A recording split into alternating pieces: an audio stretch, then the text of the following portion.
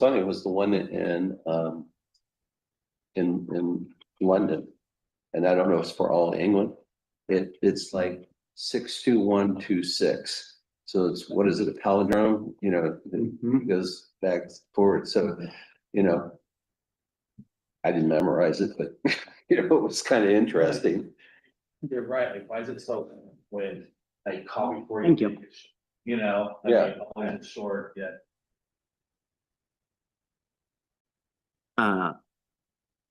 But there's a 411 already, I think Yeah, there's 211. a 2 yeah, just at some point, we're gonna run out of 11s and I'm not Well, gonna know which one to start with. Somebody has a 999.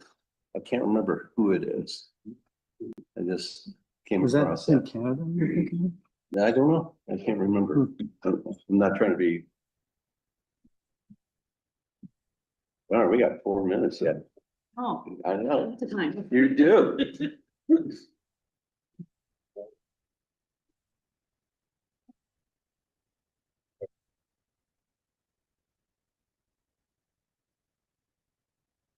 And do Friday, we're doing, I'm just doing 7, 8. Or my work schedule is. Oh, if you wanna do Friday, that's fine, I'll work. No, I was talking about with Chief. Yeah, I don't know if he wants me to one-on-one or Send whatever. him a note. Yeah, okay, Kill 2 birds with 1 stone. sure. Um,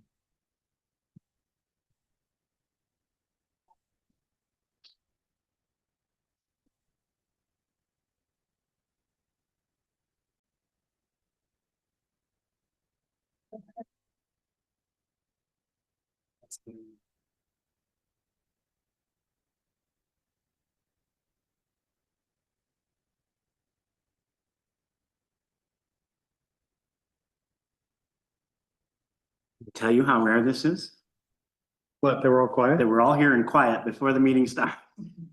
Give it a couple of I was seconds. gonna say, I don't think we've ever been like this and. Yeah, maybe, yeah, let's not That, get carried away. Let's not get carried away. you know what meter was just pegged out on that one. More than I'll choose. Exactly, that's where I was going. Well, I'm very, you know, John. So when he is online. Okay, that's good to know. I think the only thing that potentially we would, is item C. But just, she's probably gonna have that historical knowledge stuff for me, so. And then I'm assuming you can probably help us with anything in B for any changes we're gonna take, so,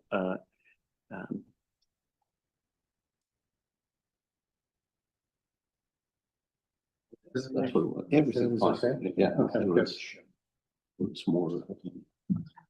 Or something simple we can cut. Yeah, well, you gotta take what you can get. And the other thing is I need to talk with you, so that's why. Yeah, my comments were pretty deep, so. Well, I know, but I'd rather sort through some of them Sure. instead of having you come in and say. No, some of those were deliberately meant to be left kind of. Well, I know that, but that for, if you're doing the editing, it's, you know, I know. because it's not like.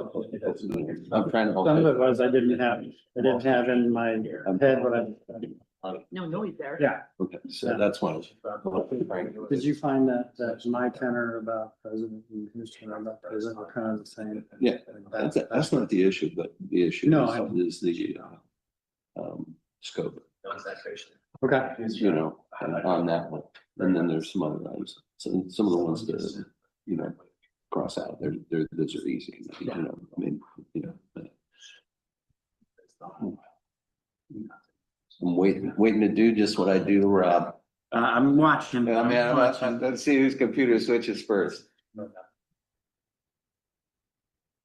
Ooh, I got some emails today in the city I didn't check. Oops.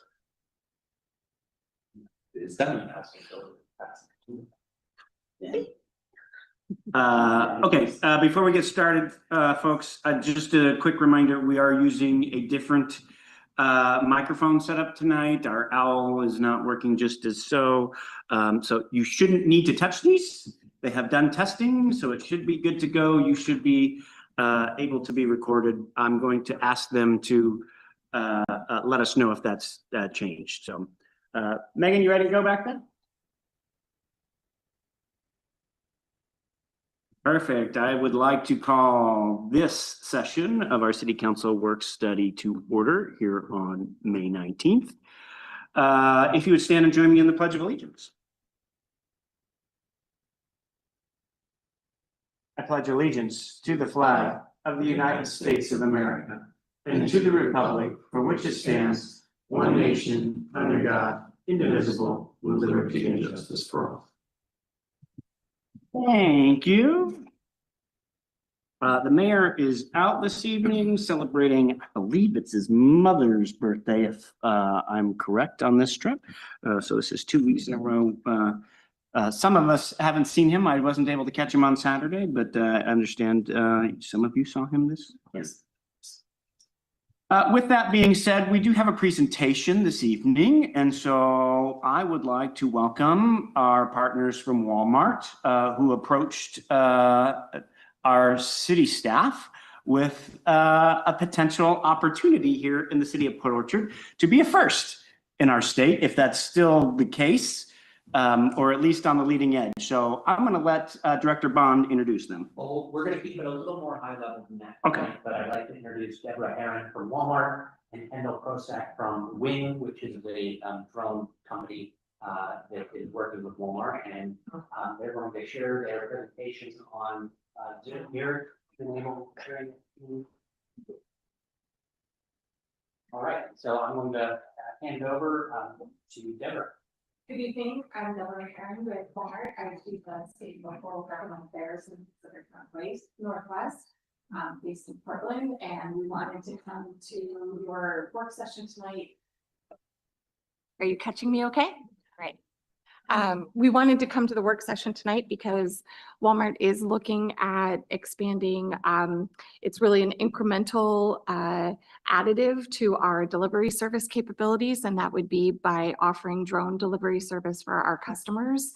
We're looking at a number of states across the country, and tonight we really wanted to bring this to you for an informational purpose, to let Wing talk about the services they provide, the actual equipment that they manufacture. They are our partner in this atmosphere, no pun intended, but they are a partner with us in a number of locations, and this is really for us to be able to say, here are some things that we're thinking about, and get, most importantly, feedback from you all as city council members and knowing the community, both here in Port Orchard and in Kitsap County, and so that we can take that feedback and come back to you at a later time with more defined plans.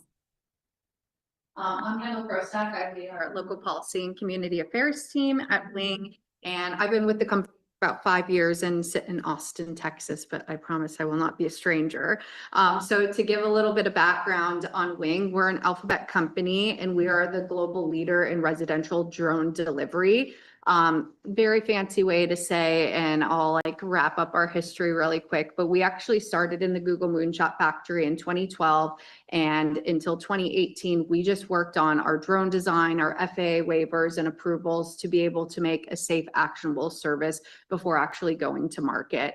So we worked on that for 6 years. We finally got that. We launched in Australia first in 2019, and then slowly started to come to the US.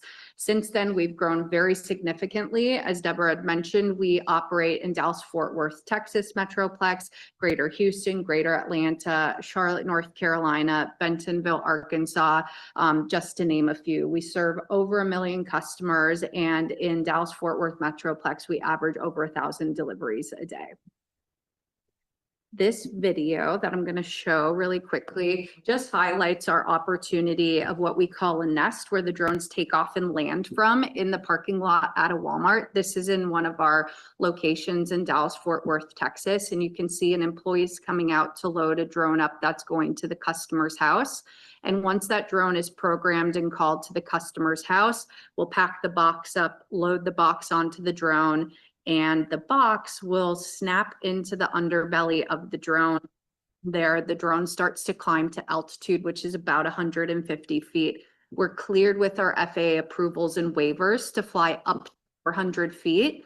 And the drone flies as the crow flies, as the safely identified route.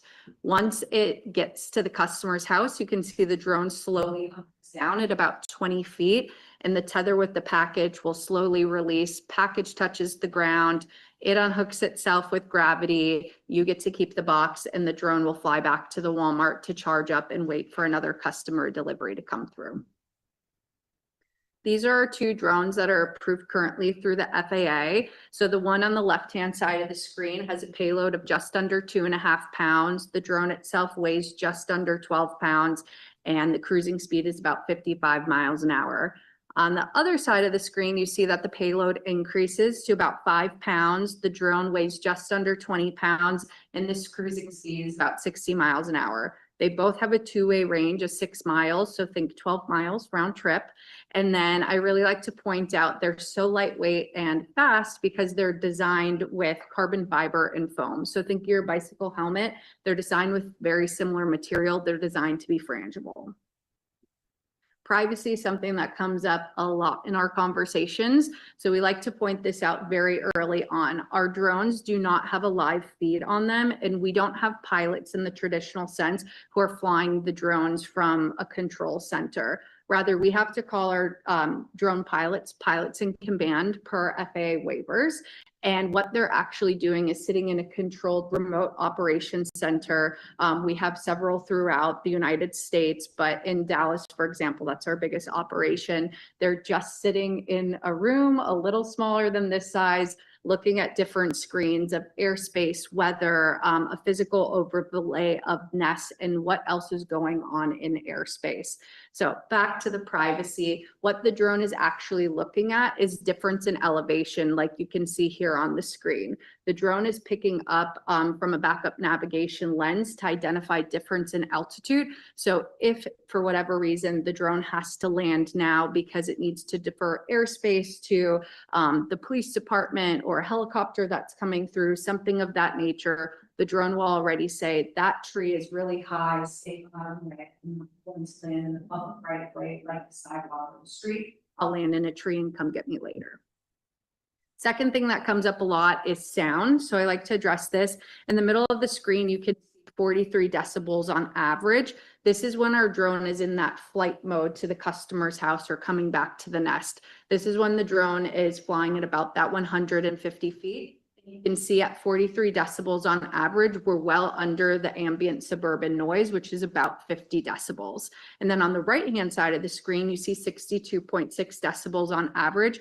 This is when our drone is in package delivery mode, dropping off at the customer's house. We are there for no more than 60 seconds. And you can see that this is right in line with the delivery truck or a car passing through a neighborhood street. Last thing just to touch on is community outreach. We recognize this is a very new technology and new innovation. So we not only like to partner with Walmart to bring tabling opportunities physically in the stores, so we can set up like you see here with the Easter Bunny or anywhere else, that we're physically bringing one of our demo drones so people can pick it up, touch it, feel it, start to ask questions about this technology, because we recognize even if you're choosing not to opt in, we all live in the community and you're still going to see a drone flying overhead. So we want to be able to bring that information to residents up front. And then we also want to work in tandem with you, the chamber, any other group that already exists for events, opportunities to be able to get the word out and meet residents where they are. I think that's it. Happy to answer any questions. You do nighttime deliveries, and if so, are they lit up with LEDs? Great question. We are approved with the FAA to fly from 7 AM to 10 PM. So once it gets into those darker hours, the drone, let me see if you can. On like the sides of the booms on the middle, there are lights there that illuminate, but they're not that bright. Just for markers more than anything else? Eric, Yeah, why is Port Orchard such a good candidate to be the first retail to be tried? We are actually meeting with city council members from many locations across the state. So it's nice to start a conversation. Yeah, we have 64 stores across the state of Washington, different communities, and this happened to be the right timing on your calendar. Yeah. Perfect. Nope, sounds good. I like that.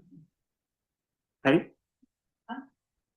About like the long-term environmental impact and the wildlife disruption, and especially going 50 miles per hour and 60 miles per hour. And then, you know, even the urban air congestion. And so it, and I got some other ones, but go ahead. Happy to address that. Absolutely. So great question. With the FAA, just like a flight going out of SeaTac to San Francisco, they have to, as they're adding in another flight pattern, have to go through something called an environmental assessment and understand how it's going to have an impact on the environment, good, bad, or otherwise. Actually means there are things like noise, different patterns, disruptions, as well as like the birds, bats, bees, all of that stuff that's taken into that report. Bringing back to drone delivery, we have to do something incredibly similar. So right now we are going through that process with the FAA for a nationwide programmatic environmental assessment. And we're hoping to have that final report sometime this week through the FAA. And once we have it, they will set more of those parameters of what that impact will be and what our thresholds will look like. So I can speak to what they gave us in Dallas. So in Dallas, Fort Worth, the report said there's no significant impact to the environment basically until we exceed 75 nests, these takeoff and landing areas, and then exceed over 400 flights a day out of each one of those facilities. So the FAA will produce guidelines regarding that for us. So these are national guidelines. That the image and that it'll be environmental assessment, hopeful for itself, and that we don't have the same environmental patterns that they like. Fort Worth, Texas.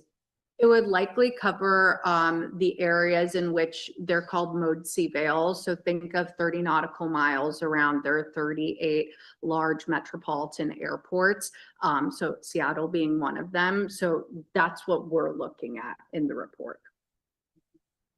Okay. Mark?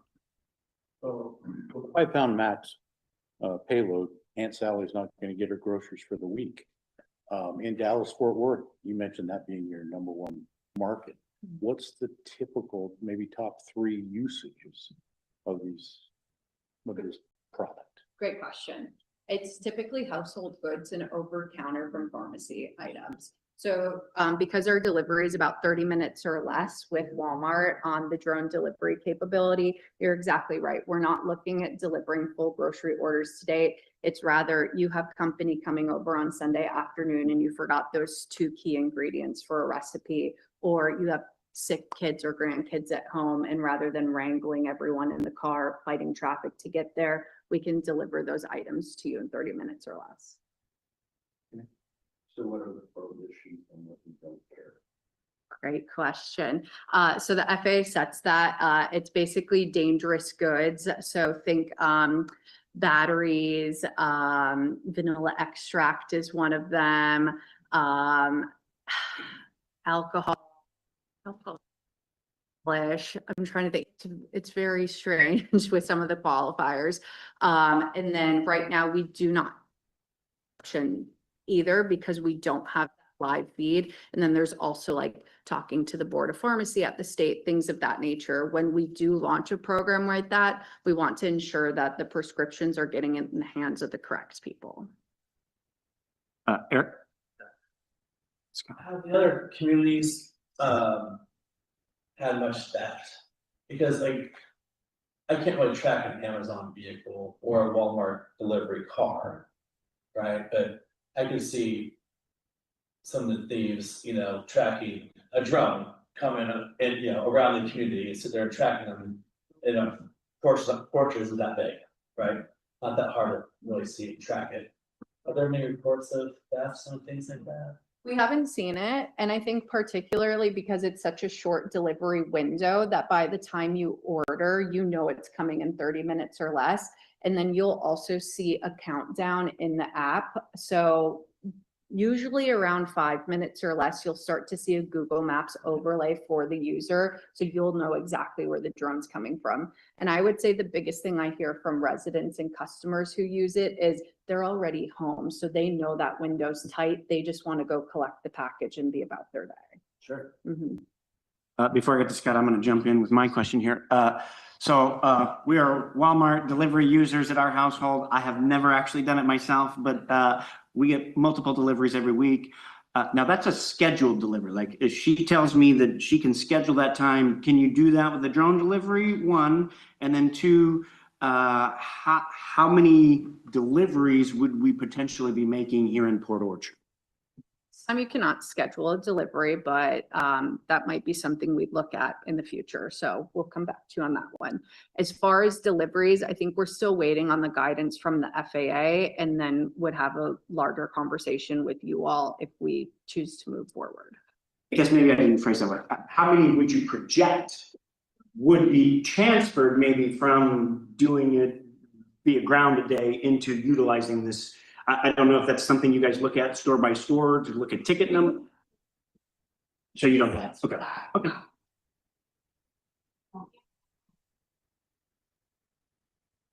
Out for that last minute item, or I was just at the store and I forgot to get, you know, chicken stock.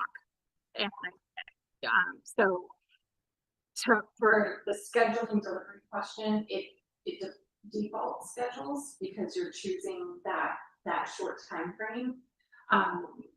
and we would have, I think we would come back to you with a more concrete projection or forecast. For the number. Mayor Pro Tem, sorry, can I interject? I've received a couple emails that some of you are just a little hard to hear, so the microphones unfortunately are picking up as well as we thought. So if you could just make sure the microphone is pointing towards you or close when you're speaking, that would be great. Thank you. Janine. Okay, I'm gonna do it this way because all three of you, so I'm gonna go Scott, Jay, then Heidi. Okay, so I think part of the answer to your question was these go as the crow flies, and so to try and chase that down might be kind of difficult. But I had a couple questions. So this is subscription based, if you wanted to use the drone service? Oh, okay. So right now, or rather, if we were to come launch here tomorrow, we would start on the Wing app, and then eventually we would go over into Walmart's app. Okay. Then my next question is what happens if the line and hook gets caught when it's all the way lowered, or let's say a kid grabs onto it? Great question. This is one of my Because favorites. that's what I would have So done. the tether is not actually attached to anything in the drone, so you have to pull really hard. We have a video with some of the guys from Mythbusters actually. So if you get lost on our YouTube page, you've been warned, but it's a very cool video. So basically, if you tug 3 times, the spool will just come out. We keep the drone, you keep that. You also get kicked off the platform. That's not You fun. know, some people are gonna do that. Okay, 2 questions. One is, what's your time frame for trying to come into Port Orchard, schedule wise? And the second question is probably more important, is notification of residents to how do you get the word out on a continual basis? Because some people will be worried about their airspace. Second question first. Sure. So in terms of notification, I think once we identify a timeline, that's something we want to work in tandem with you all on. So we know the best channels to reach out to community residents, et cetera, and start doing a lot of that community engagement work that I'd mentioned, like pop-ups at the farmer's market, if there's coffee with the mayor, coffee with council member, tabling at Walmart, things of that nature. We will also do digital ad notifications through Nextdoor, Meta platforms, Google Ads, things of that nature. And we'll also typically do postcard mailings to people's physical mailboxes as well. So we want to do as much as we can to really make sure that we're educating and informing residents that this is a possibility you might see this technology, and also be there to answer questions with them. So I hope I answered that question. Okay.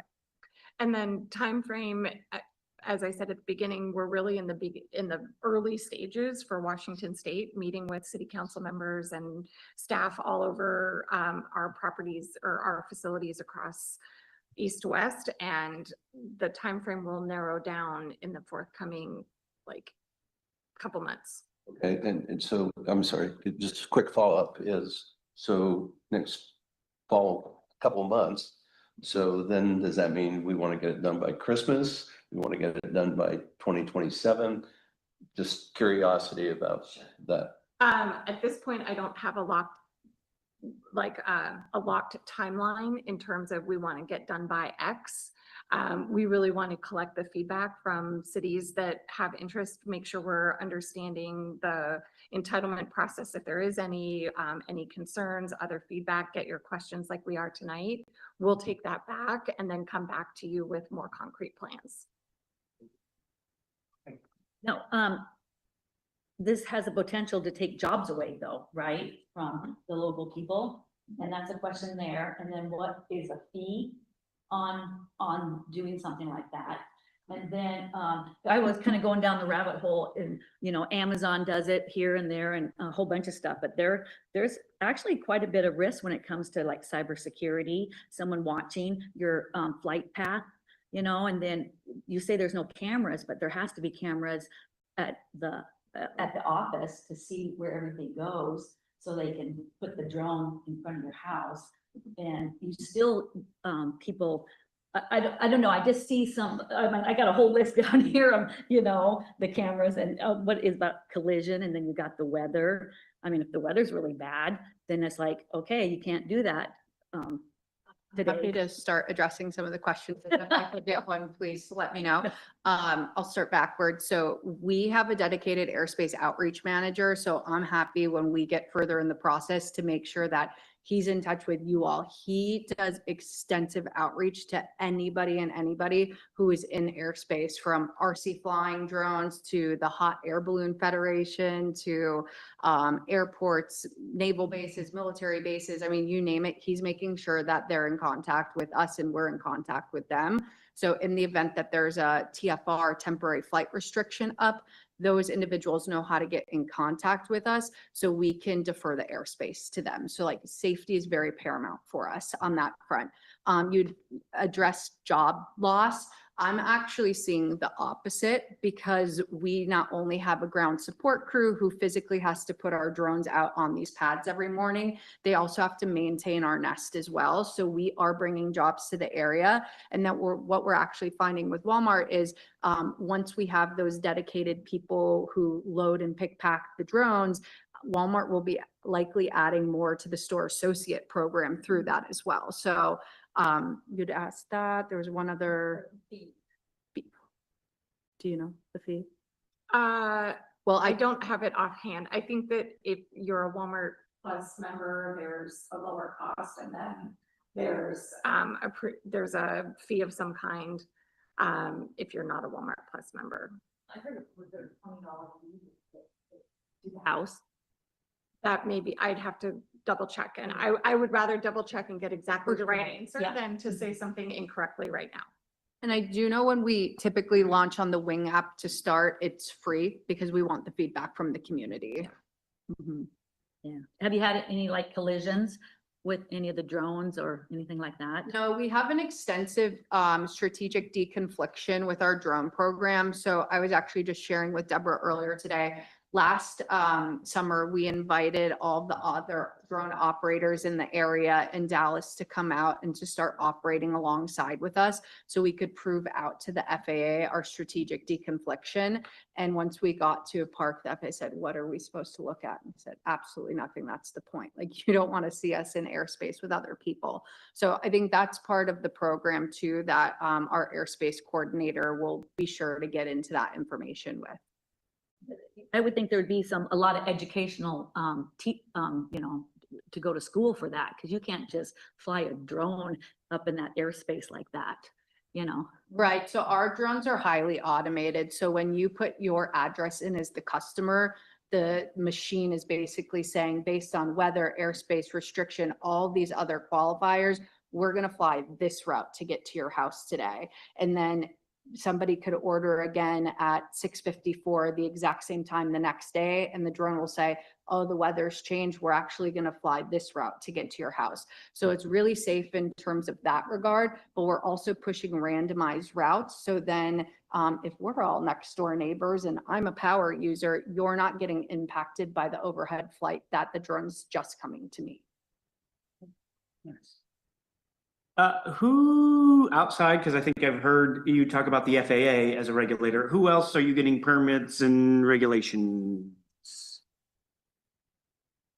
Okay, so on the city side, we would be talking with you on mostly site approvals on the For the nest? that's the ground operation. And kind of along some of Councilmember Fenton's line there, say sudden loss of power or something like that, and this thing falls out of the sky. I assume you have liability insurance and things. And how would one know? And are they demarcated on your units to say, hey, if you experience something here, call this number and we're happy to help you? Yes. The drones all have tail numbers, and then they also have a direct phone number linked to our chief pilot. Okay. All right. Scott. So I may be in the weeds a little bit, or maybe ahead of, well, maybe not. You're working on your PEIS. Have you been able to calculate what the carbon footprint savings looks like? Mileage, emissions in the Pacific Northwest, we're sensitive about tire compounds. What does that look like? Or are you able to tell? It's something we're working on right now. So I don't have data to share today, but I'm happy to give it to you as soon as we do have more numbers. Yeah, when this program starts, I'm sure it won't be too long before the drone's size increase. Right? I mean, that's just how it works. Not for us. So these two drones that we have, the one on the left-hand side of the screen has been the drone that we've been flying for about 5 years. Yeah. And the reason we increased a little bit to a 5-pound payload is because of community ask, as well as our partner Walmart. So we don't personally have plans to continue to increase our drone because, as you can imagine, the bigger the drone, the louder it's going to be. So that is the reason you see how big these propellers are, because they cut the wind a different way. So we've been able to keep the decibels low. So you're planning on just sticking at 5 pounds for now, yes. For now. So For now. So in the future, if you were to go above 5 pounds, let's say 10, you need a larger drone. Are you going to like come back here and say the noise decibels are going to be higher? Or do we say, I don't know if we vote on this, but do we just say yes now? And then that means that's good for future improvements if you want a larger drone? A great question. I think for us, our goal is always to ensure that our drone is well within city noise restrictions and what the ordinances are. So I don't have an answer for you today on that, but we don't have plans to create a larger drone today. Before I go to Councilmember Devon, I had to look it up. I had no idea what 43 decibels meant. It says it's the same as a running refrigerator. So whatever noise your refrigerator makes, that's what you expect to hear here. Councilmember Devon. Made me panic, especially when my kid was outside, and then it was up above, and I was like, oh, you think that your backyard is a safe space for your child, and then all of a sudden very. Sorry to interrupt, but Councilmember Dedman, can you move the microphone closer to you? We cannot hear you. Oh, we were talking about the decibels of a drone, and I was saying there was a drone above, that was above my backyard like a week ago. And it was very disconcerting. Even if it wasn't the loudest thing you've ever heard, having that, it's very hard on the nervous system, especially because my child was outside and there was nothing you can do about it. You feel very powerless. So even if it's not the loudest thing, it's enough to be, it's loud enough to impact the nervous system for sure. Perfect. Thank you so much. Yep. Councilmember Dean. So I have another question, but I can go towards the end. But this question is based on what we just heard. It begs the question of, are these front yard landings or are these backyard landings? Great question. So it depends on what your parcel of land looks like. We're basically looking for an obstruction-free picnic blanket 6x6 size space to make a delivery to your house. So it could be in your driveway, it could be in your backyard, it could be in your front yard. It really just depends what your personal parcel looks like.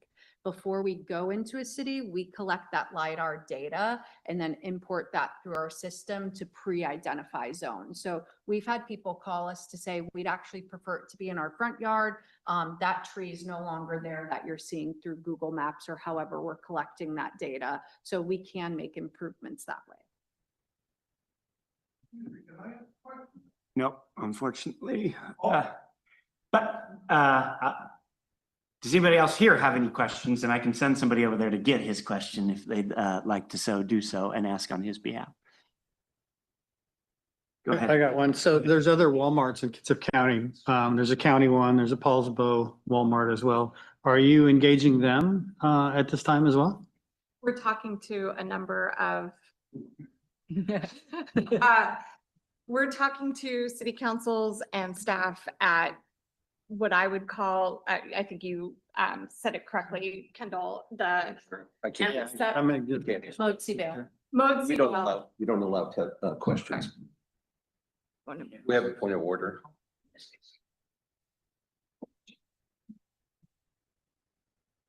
All right, so last I So- recall, you're At this point, the Modsey Vale, which Wing operates under, which are FAA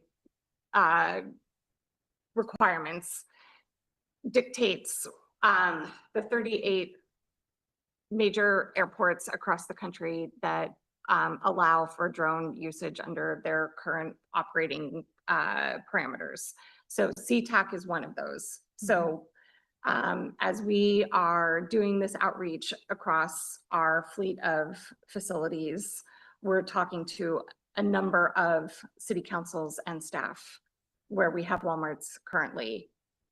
are you not able to say who you're talking to specifically? They are not going to give you that data. Okay.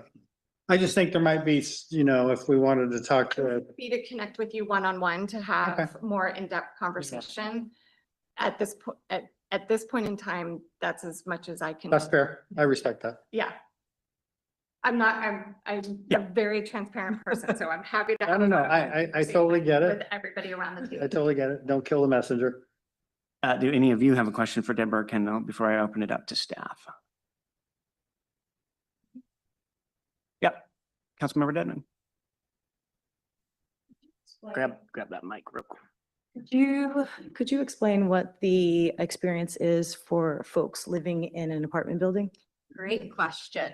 Yes, so right now we're actually rolling out a multifamily home program. So as we do that, we are starting to set up those delivery zones, very similar process that we do single family homes. And we would love to get that feedback from multifamily homes to understand, we can only see what we see on the computer. Did we accidentally identify a zone that's in the dog park in a complex? Because that is not the experience we want.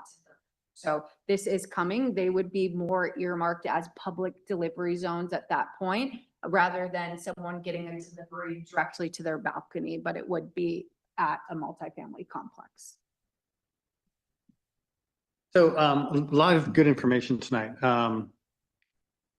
Is there a brochure or a publication or something that people could look at to learn the same information that we're learning? Have you rolled something out in jurisdictions that are already doing this? Wing.com/learn more is probably the best place for information right now. And then in terms of jurisdictions that we already operate in, I would say Atlanta has one of the most robust presence out there online right now. Okay, staff, do you have any questions?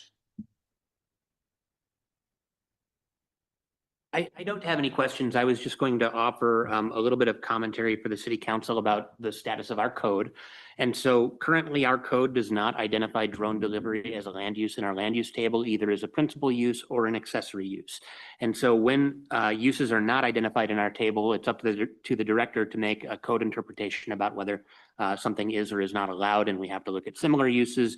And there's a whole list of criteria that we follow when we make that when I would make that decision.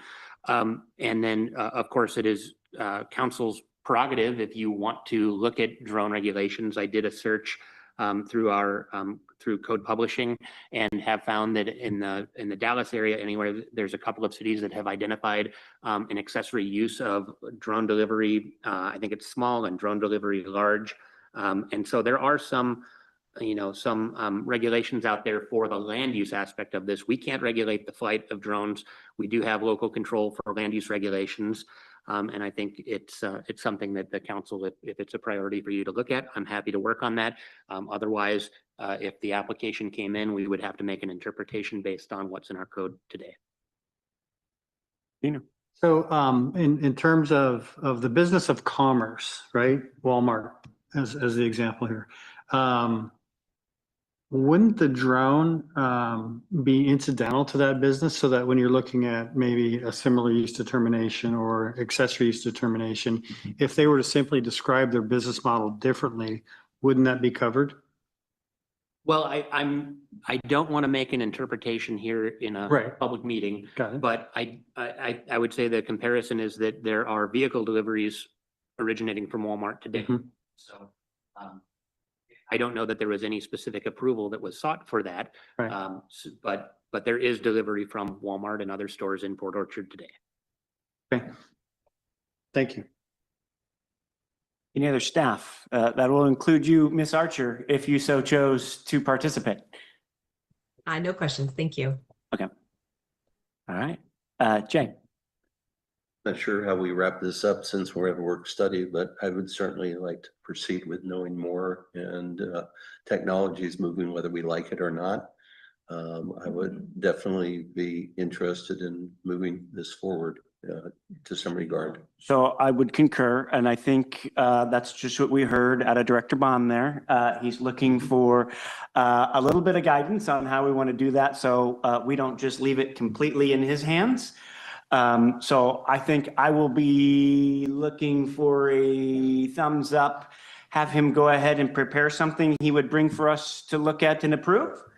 I don't think it's super urgent. They don't have time doing that. Yeah, so. I'd like to know more. Yeah, and if you guys want to take the land use, I don't know, I'll let land use decide with Director Bond on how to do that, but I would say I'd probably start with having him draft something and then go from there.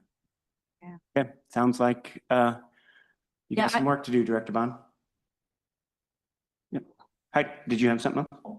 Okay. Yeah, well, I would also be curious to really see what our public thinks about this. And yeah, get more information. I see a lot of, that you say there's not a lot of risk, but I feel like the environment is going to be hurt by this. Especially thousands of drones going by, and we're in a small little area here. Yeah, well, I think we'll have that opportunity to go through iterations here. And so I think we're just going to, unless you had something germane to add, we're going to have him move forward with drafting something. Agreed.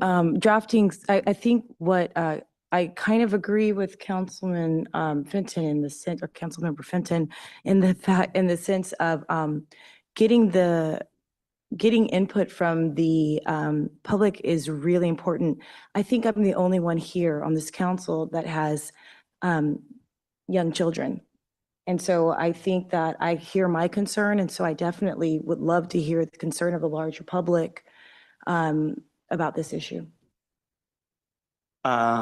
we'll move forward from there. Director Bond? And I will just ask our presenters, if you have any codes that other cities have adopted that you think are a good starting place, please send those my way and I will certainly look at them. Okay. Deborah, Kendall, thank you for being here with us this evening. Thank you very much. Appreciate you sharing a little bit about your businesses with us. And thank you for all the comments. We've got a lot of good feedback, so. Thank you. Our comments pretty similar to other cities that you've had in the past? All right, cool. Thank you both. Okay, team, we are on to discussion item B, town hall debrief and planning. That is your prerogative, council member. We have an upcoming town hall, I believe 2 weeks from this, 2 weeks and 2 days. And so we haven't taken the opportunity to debrief our last town hall. And this is semi-last in a informal setting, sit here and discuss any changes we would want to make to that and how we would want to do that moving forward. So let's take the opportunity to discuss, and I think we're going to bite this into 2 different pieces right now. Or 3 different pieces, I'm sorry. Let's talk about the first things that we liked, and then we'll come back once we kind of talk through that. Then we'll talk through some things we'd like maybe seeing changed. And then after that, we'll kind of solidify what the next one will look like. Does that sound fair to everybody? Perfect. I guess since Councilmember Wharton had his finger up first, and then we'll go to Councilmember Fenton. Yeah, I really like what Megan brought to the table that day. Those fact sheet, the information cards and whatnot, that was a nice surprise. So I'm really glad that she brought those. That was actually a big add to not only the program, but we brought them to coffee with council as well. And small things like that make a big difference. So I appreciate that.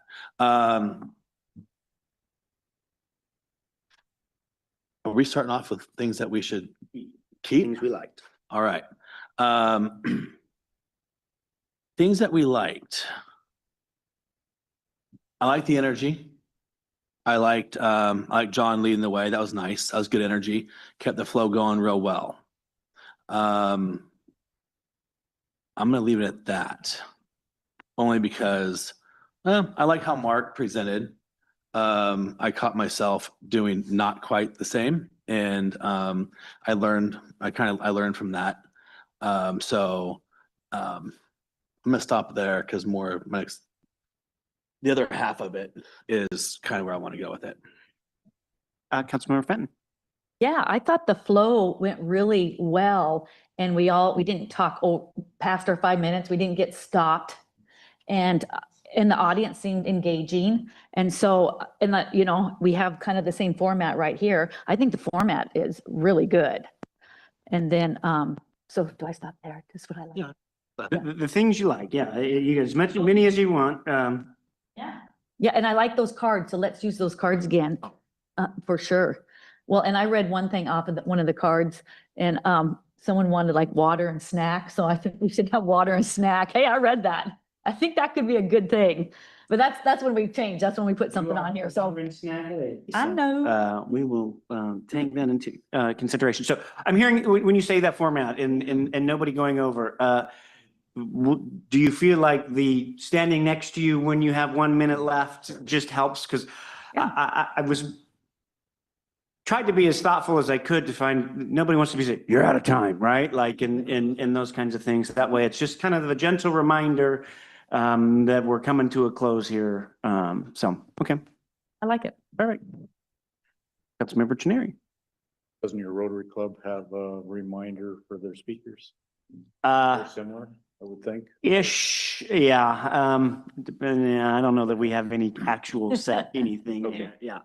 I'll just be brief. I thought it was better than I expected for the first Yeah. meeting. Ran very smoothly. I think everybody stayed on target and did a great job with their presentations. We're just staying positive, right? Right now, we're I staying also agree- positive. I will also agree with Eric and Heidi that we had, if we had more flyers, more handouts, more things of that nature, I think that would be beneficial to the attendees there. And that's it for me. Thank you. Councilmember Rosepepe. Two things. One, I'm glad we invited people from all over the city, that we had a mix because they brought different questions that other people were able to hear. The second thing was the breakout sessions afterwards. So it wasn't like a 2 hours of presentation and questions. We had time to meet with people separately and people could talk with us separately. I met a couple of people I didn't know. I mean, that they knew my wife, but I hadn't met them. So that was good. So I would, it was sort of like an hour, 45 minutes of presentations, half hour what we did of questions, and then breakout sessions. I think that worked out well. I know we were talking about next time of having some boards there, on tripads. I think that's an excellent idea too, because visuals always do that. Yeah, so that's the like. I'll bring the ones that we can improve on in a second. Perfect. Thank you. Councilmember Diener. So we're doing like an after action review on how it went? So right now we're doing just the things we like, and then we'll move into the things we'd like to see change next. Okay. Well, I mean, there wasn't anything I didn't like. I think there's things we could do better. And so- Well, so we're gonna get to that. So if there's nothing added on the things, I wanted to make sure we heard from the people and things we want to keep. Councilmember Dedman's the only one. Anything above anybody else had to add? Okay. Perfect. Now we can open up to the things we'd like to see modified. Scott. So, Jay stole my thunder. I really think visuals have a significant part of how people understand projects, especially when you're talking about physical improvements to an area. Like the roundabout renderings that we have really speak a lot, better than I could do when I was trying to explain what it is we're doing.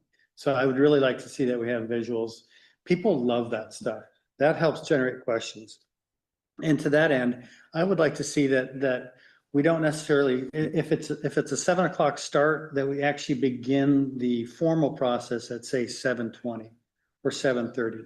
That allows for a couple of things. It allows for your latecomers to get in and they haven't actually missed anything. But it also allows for people in the early scenario of having visuals to walk around and look at these and then decide, I've got a question when my time comes. So just a little bit of wandering around, maybe catching people, us, others, one-on-one. It seems to work pretty well with some of the open house events that I do and workshops that I do. Just helps people kind of break the ice a little bit up front in a little free time. And then you get into the formal process of whatever we want to do next. My two observations. I got a question. Go ahead. I'm hearing some background noise or feedback. Yeah. Oh, okay. So not going crazy. Good. You're not, at least not this time. Yeah, give it a week. Yeah. So I would like to have the ability to do a PowerPoint.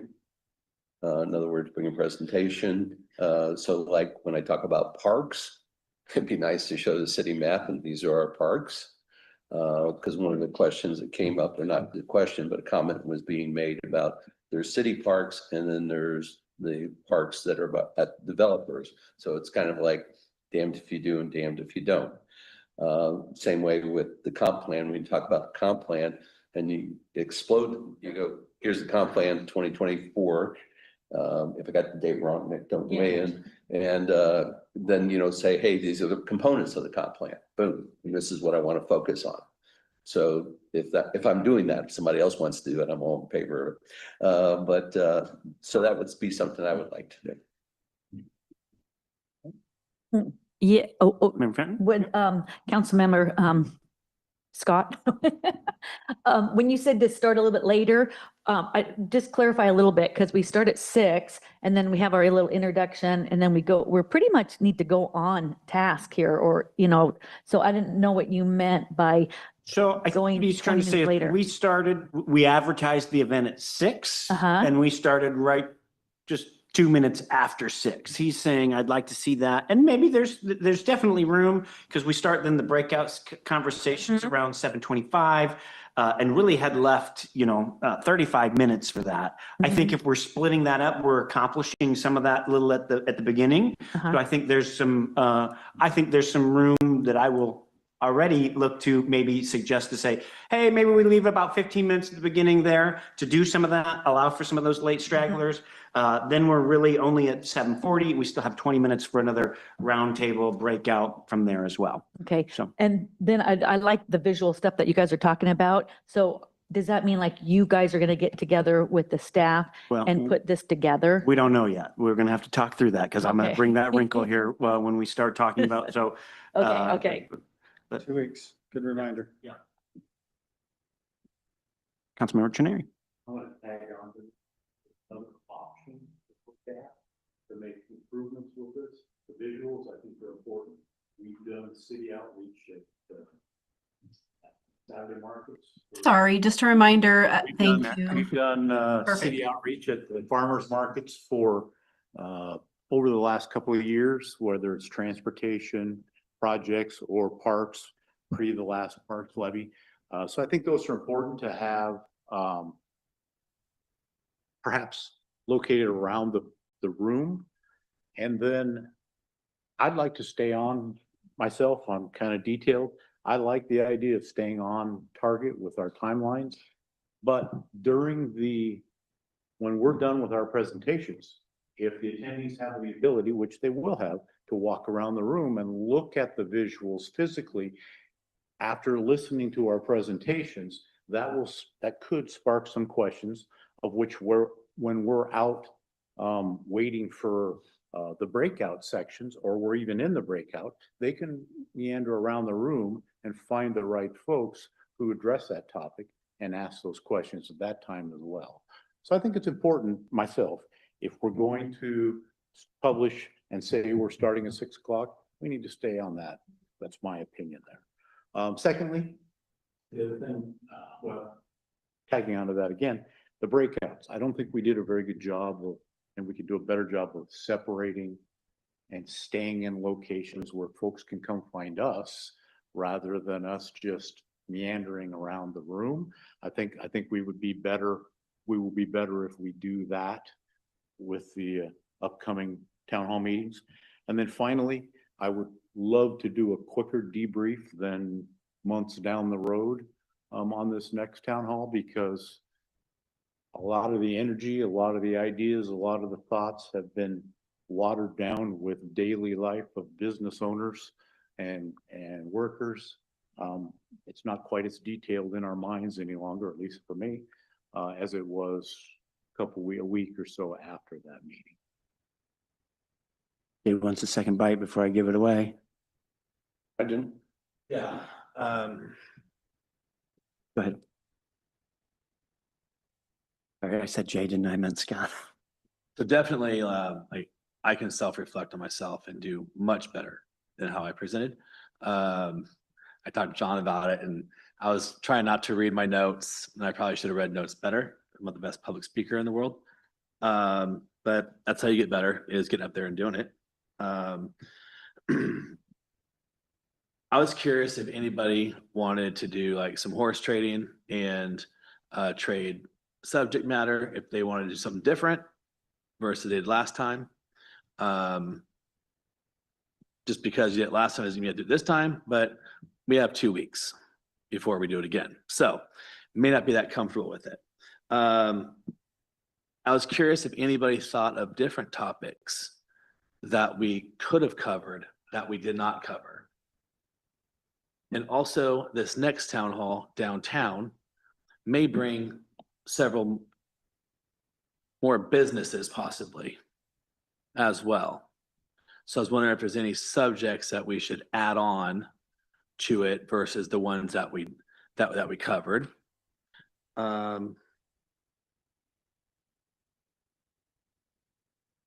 Yeah, that's basically right. That's basically it. I was trying to cover was I was trying to brainstorm myself if there's things that we could have covered that we did not. Something that might be more beneficial than utility rates. Cause I didn't think that was probably the section's comment, conversation. Maybe there's other things that I could have discussed besides utility rates. And if I do it again, I'm gonna need to bring some fact sheets that kind of spell it out and break it down. Cause more people are surprised that, we have coffee with council. I've heard Jay break it down multiple times on how utility rates are, and fees are, billed. So not everybody understands that. So I thought it'd be kind of important to offer that. But maybe that's not really the best setting for it as well. So it's my topics, my thoughts. Okay. I'm gonna go back. If nobody else wants a first bite, I have two people with a second bite of the apple. Go ahead, Sharon. I'm terrible. I'm going back and forth with everybody tonight. I'm sorry. I think it doesn't matter to me. In fact, when people email me, I'm always like, my name is Shira. Yeah. It's fine. One of the things is there I guess my question is there assumption that we won't have repeat folks showing up? I didn't realize the plan, I wasn't under the impression that the plan was to duplicate the first town hall. I thought the town halls were going to be a little bit unique from one another. And so it's the first time I guess I'm hearing this idea that we would be duplicating like the same topics and whatnot. We haven't made those decisions, so that's what we're here to discuss, right? Like, But that's what you were saying, sorry. No, My brain heard it just incorrectly, I so apologize. he's asking, are there topics we should add or delete? And then he's also asking, would we like to take different topics so that you may cover something Yeah. distinctly different than I may, right? Yeah, okay, then my answer is yes, I do think we should cover different topics. Then it's gonna go, Scott and then Heidi. So I think this discussion, Shira, is all about like, should we be doing it differently? Like, I think we talked about before as well. But that I got, it was the topics I got, I was like, wait. Okay. Subject matters. Yeah, it's subject matter. I'm one of those people that if I'm gonna be public speaking, I have to prepare notes. And often they're pretty heavy, like I need to read them. And so I prepared all my work for the roundabout, so I'd prefer to keep that. But I wanted to say something about Mark's comments, which is, I think we've been to meetings where people have been kind of the host of that visual or those two visuals. Let's just use roundabouts as an example. And I can speak to people, and I'm going to be speaking to 5 people who all are wanting to listen and ask questions that others in that 5 are interested in. So I think there's value in standing by visuals and having the breakout come to you instead of just kind of wandering around and shaking hands with people. And so that's my 2 cents. I think there's value in that. Heidi and Mark. Yeah, I kind of like my topic too. I get excited about the downtown. And I don't think we talked about the grant program, so that would be really good for the business people, and I see you have it on here. Oh, okay, but just bring that out more, maybe more detail, because that's going to affect them down there.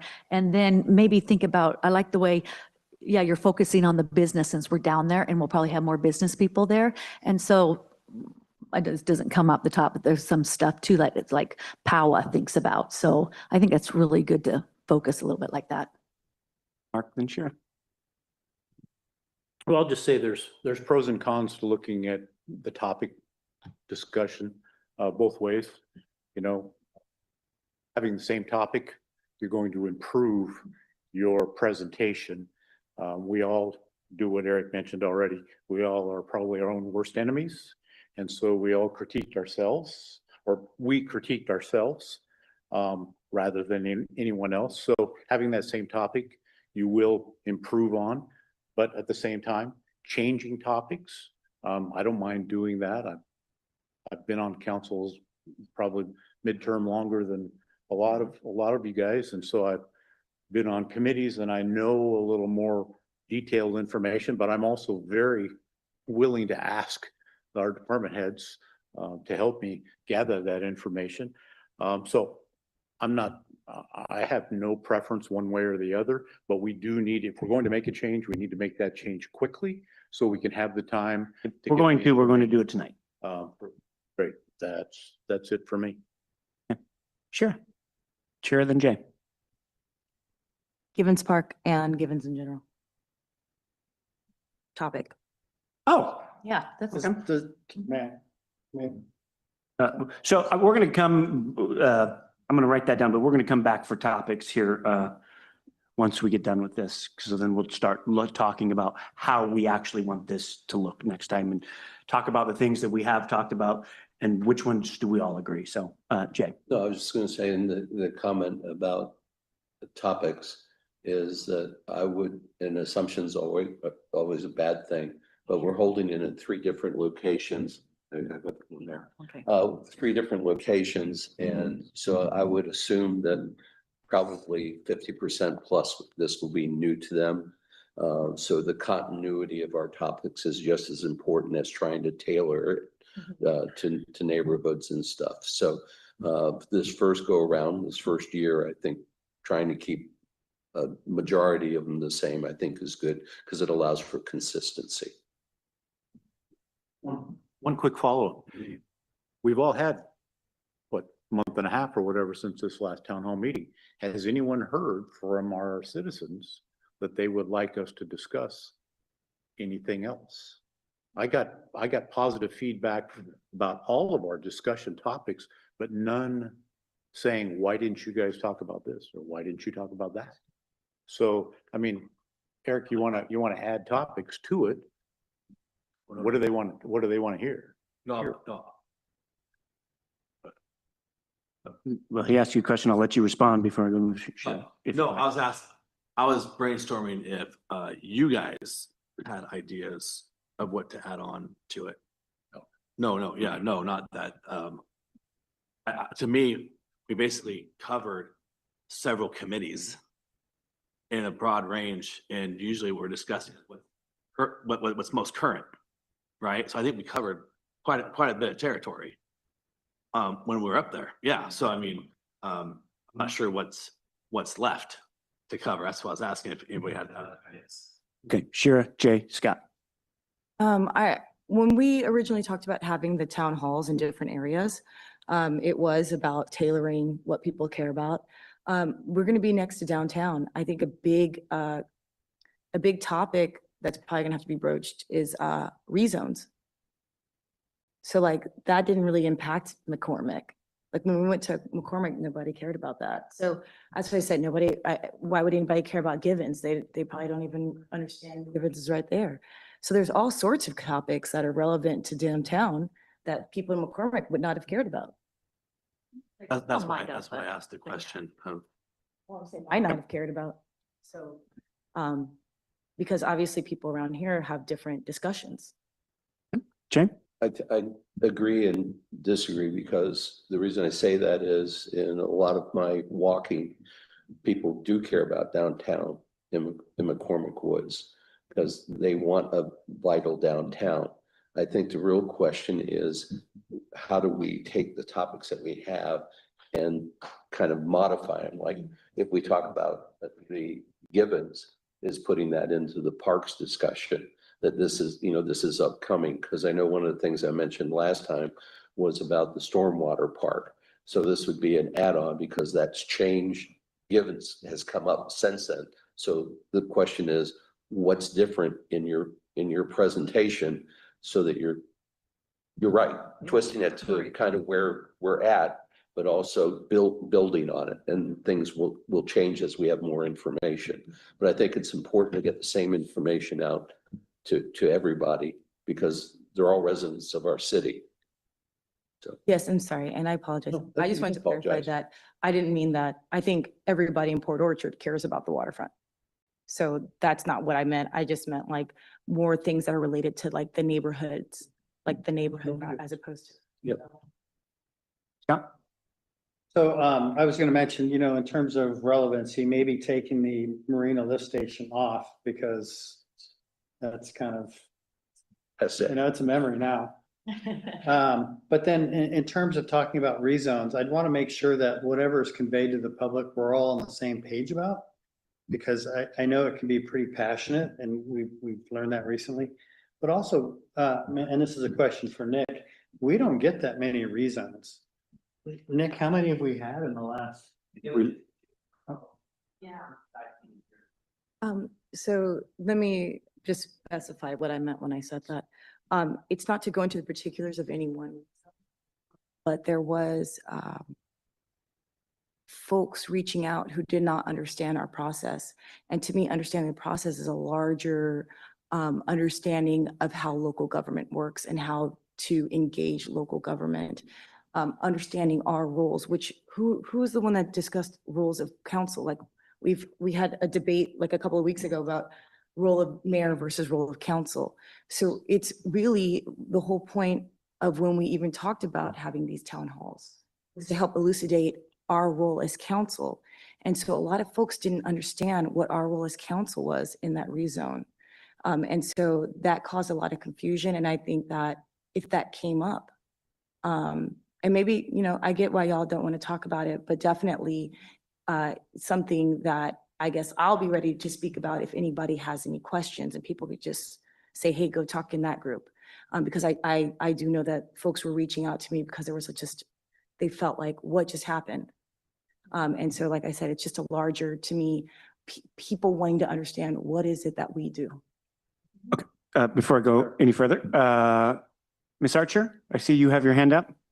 Yeah, thank you so much. I wanted to offer council as an option. I know I'm not to throw Nick Bond under the bus, but I know he has started a series of seminars for the public, sort of issue 101s. And one option or one potential seminar we could offer is zoning 101, rezone 101, sort of how rezones mechanically work. Because I absolutely agree with the councilwoman that the public wants to hear from their electeds.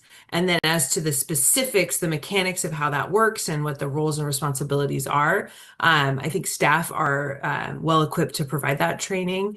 And many agencies have had success with those sort of staff-led educational opportunities for businesses, for residences. So that was just one thought I had as I heard the conversation. Ms. Archer, while you're on that, I might add, I think I saw, don't quote me, I believe it's in Gig Harbor, but I believe the city of Gig Harbor is doing, is it Bremerton, is doing the, they're doing a civics lesson, if you will, the series, right? There, I believe, are 6 or 9 different evenings that you would come together and learn about how your municipality works. So thank you, Councilmember. I thought I knew it was somebody surrounding us, but we may look into some of their program as well. And as I always say, why reinvent the wheel when it's already been done for you? I just wanted to follow up on discussion with Shira that I think it would be really, it'd be good discussion, probably for a lot of people. It might be one of the more popular discussions about what it is we do and how we do it. But then I think if we want to be careful what we talk about, like rezones don't really touch a lot of people generally, based on experience, but to the point of what is it we do and how we do it, and the civics 101 that Bremerton's offering, I think that would be a great discussion. Okay. Yeah, just really, if you want to go see it, it's City of Bremerton Civics Academy. Civics, yeah, I knew it had a special Yeah, name and so everything. It has, anyway, I think that's down the road. To bring us back here, John, how do we move from here? So I just want to make sure before I put the button on the things we want to change, because then I'm going to go into, all right, what are we going to do this next time now that we've heard from folks on the things we want to keep the same and the things we'd like to change? So with that being said, I'd like to start with format first, because I think topics is probably going to take us pretty deep. Let's start with format first. Things about the format, the flow, the energy, that kind of stuff. We heard that possibly we want to just start the actual program of the programming a little later. What are our thoughts? I believe, and are we going to have the same capacity that we did last time? A 2-hour window in the room is our official. I don't have that information, but Okay. I can definitely get it for you. I think we know the owner of the building we're going to be in next, and we can probably have that conversation with her. But I'm going to operate right now off of we got the 2 hours that we had last time. What do we want to change? Ladies, didn't catch who's going up first, but Yeah, I really like our format, but if we wanted to start, like you said, a little bit later, like 6:15, to let people there, a little mingle, and then get them, sitting down and going from there, I'd be fine with that. But we got to pretty much stick to our agenda. Sure. I was gonna say, I agree with Scott, whatever he has to say. I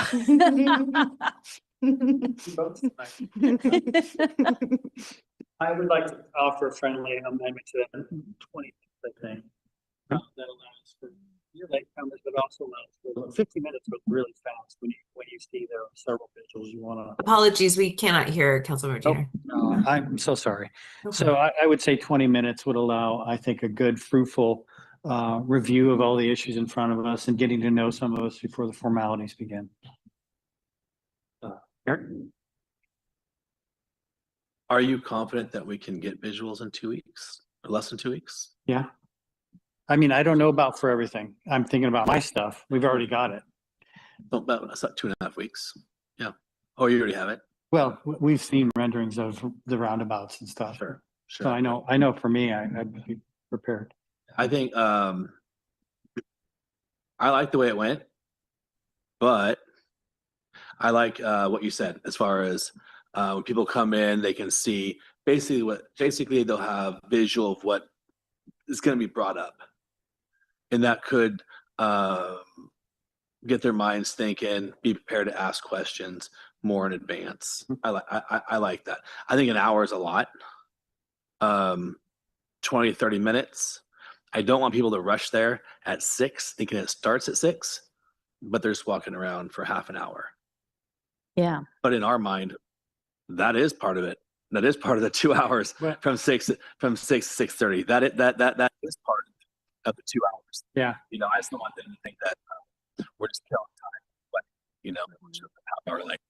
They start. I have found that people enjoy that time. I think because I think it's just basically what we're doing is we're flipping the end to the beginning.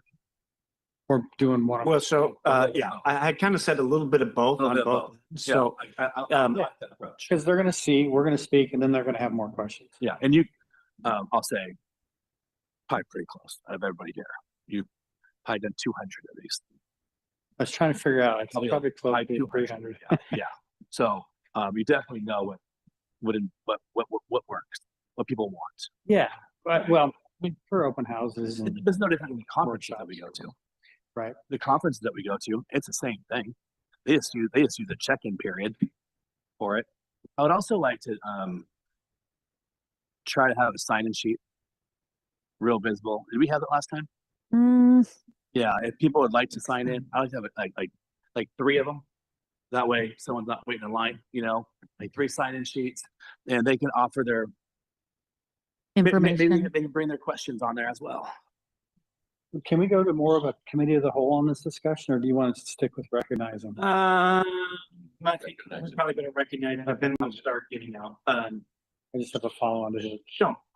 And if we're still talking about this, maybe I'm going to take a detour. Quick.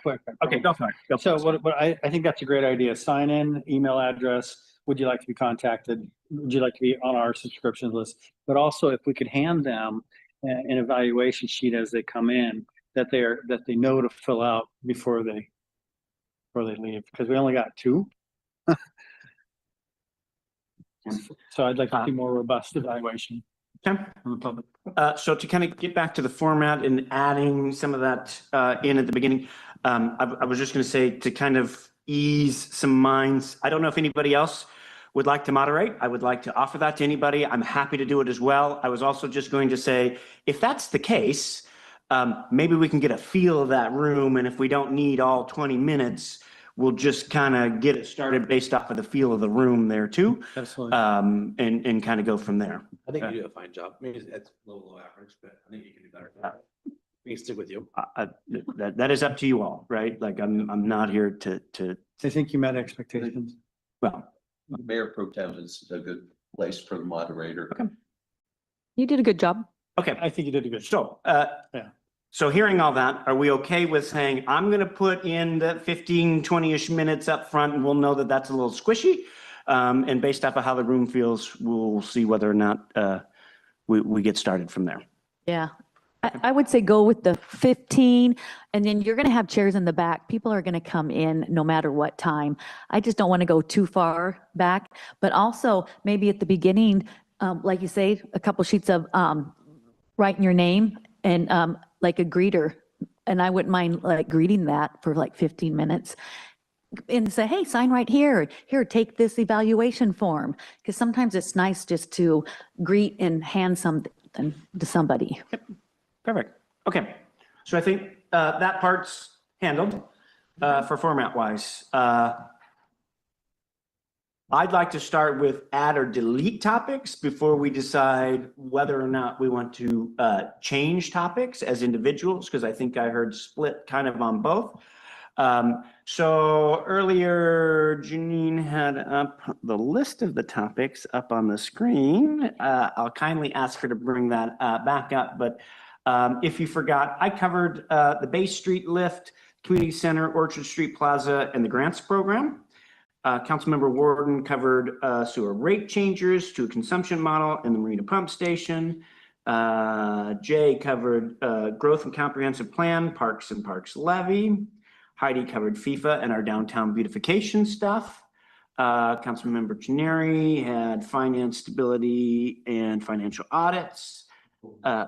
And police. Councilmember Dedman covered communications, and Councilmember Diener had Bethel Phase 1 roundabouts and the non-motorized project of Sydney. The mayor kind of, anything we don't want to cover and he wants covered, we kind of let him. He had 5 minutes. Well, he had 10. I want to say this, he had 10 after all that consternation over how much, and he only took 5. You know, good on him. So. Those were the topics that were covered. And again, the mayor covered a smattering of things outside of that. Are there things we want to delete or add? Councilmember. Okay. Yeah, I want to delete mine. But Just we're just going to delete Eric or? Yeah, I don't want to delete me physically. Wouldn't hurt, but I was going to offer Shira if she wanted to cover the parks. I could cover communication. Parks was on Jay. Park was yours. Yeah, text. Yep. So before we get into horse trading, because we're getting into horse trading, I will give time for that. Right now, we're just add or delete particular topics. You want to delete both yours? I would agree. They're not the sexy things to talk about. I don't think most people know about that sewer rate change. I think it is a little bit, but I'm agreeing, the Marina Pump Station, I think the premier Marina Pump Station I would agree with, but I think somebody should, even if it's a blip, a 1 minute blip, cover sewer. Jay? That's where I was going. I think that sewer and the water infrastructure is really important right now between the wells we're bringing on. Even a very, very one-liner on Foster Pilot. You know, the fact that we have negotiations going on, why we have I would say another sentence is the drought that's coming up. Whether we like it or not, we need to start notifying people. So that topic on a utility wise, there are several, wait till we're done. There are several good maps. There are 2 excellent good maps that are able to be projected for where wells are and the sewer and lift stations, just not to give a doing that. So that's a topic. Speaking of utilities, I've been on it enough. If you want to flip, I'm good with that, but that's where I would put that one. And to let you know, I'd be more than glad to help you put it together on a PowerPoint. Sorry. You've had your first bite. Anybody want a first bite before I give it, Councilman? Yep. Go for it, Mark. I think,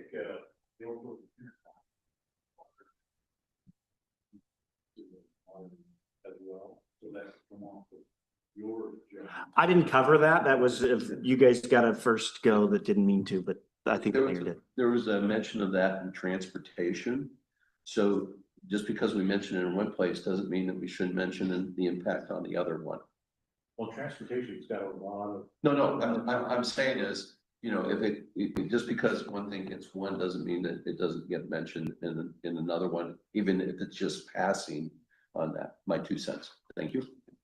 Anybody else for a first bite? Adds or deletes, then we're not getting to individual people, what they want yet, but just topics. No, if you guys feel that, the sewer rates is right. That's what I thought, but everyone just sat here and tried to defend it, so I'm sitting here going, it's a snooze fest. Well, if it's a loose tie between us, then it probably should be talked about. Right? Let's see how this goes. Yep. Did you have something more to add? Or was Well, that it? no, I hear you. No, that wasn't it. I like the earlier idea of what is it that we do as a city council. Yeah, that's what I want to talk about. So I do too, right? Again, I'd part be of that happy. is like super high level and it's 5 minutes, right? Yeah, yeah. So, and I think that's okay here. Mhm. But I'm really on board and I hope the rest of you, because this was not a topic I was intended to bring up tonight. I was gonna wait till the mayor comes back and say something. But I like what Bremerton's doing and I think we should bring something to that effect Yeah. to this community, Yeah. right? And maybe that's not tomorrow, right? Maybe we see how it goes for them too, and learn from the things that went well as the things that stumbled. But I think there's an opportunity there. Yeah, I would need to know more about. I would too, right? But in terms of where we are today and what we do, I think we could add that. if you want to take that, that's great. I think it should be the first item up, frankly. Yeah. Dang, that means I won't be able to serve as the help people stop what is it called when they started yawning? I was like, let's get up. Let's get up. Do that before. Each other. Do that before. I know. So now if I go first, I won't be able to do that. But that's okay. That's okay. I like it. Okay, so we don't have a whole lot of actual change to that. So let's just dig into, do you want to change? Do you want to horse trade?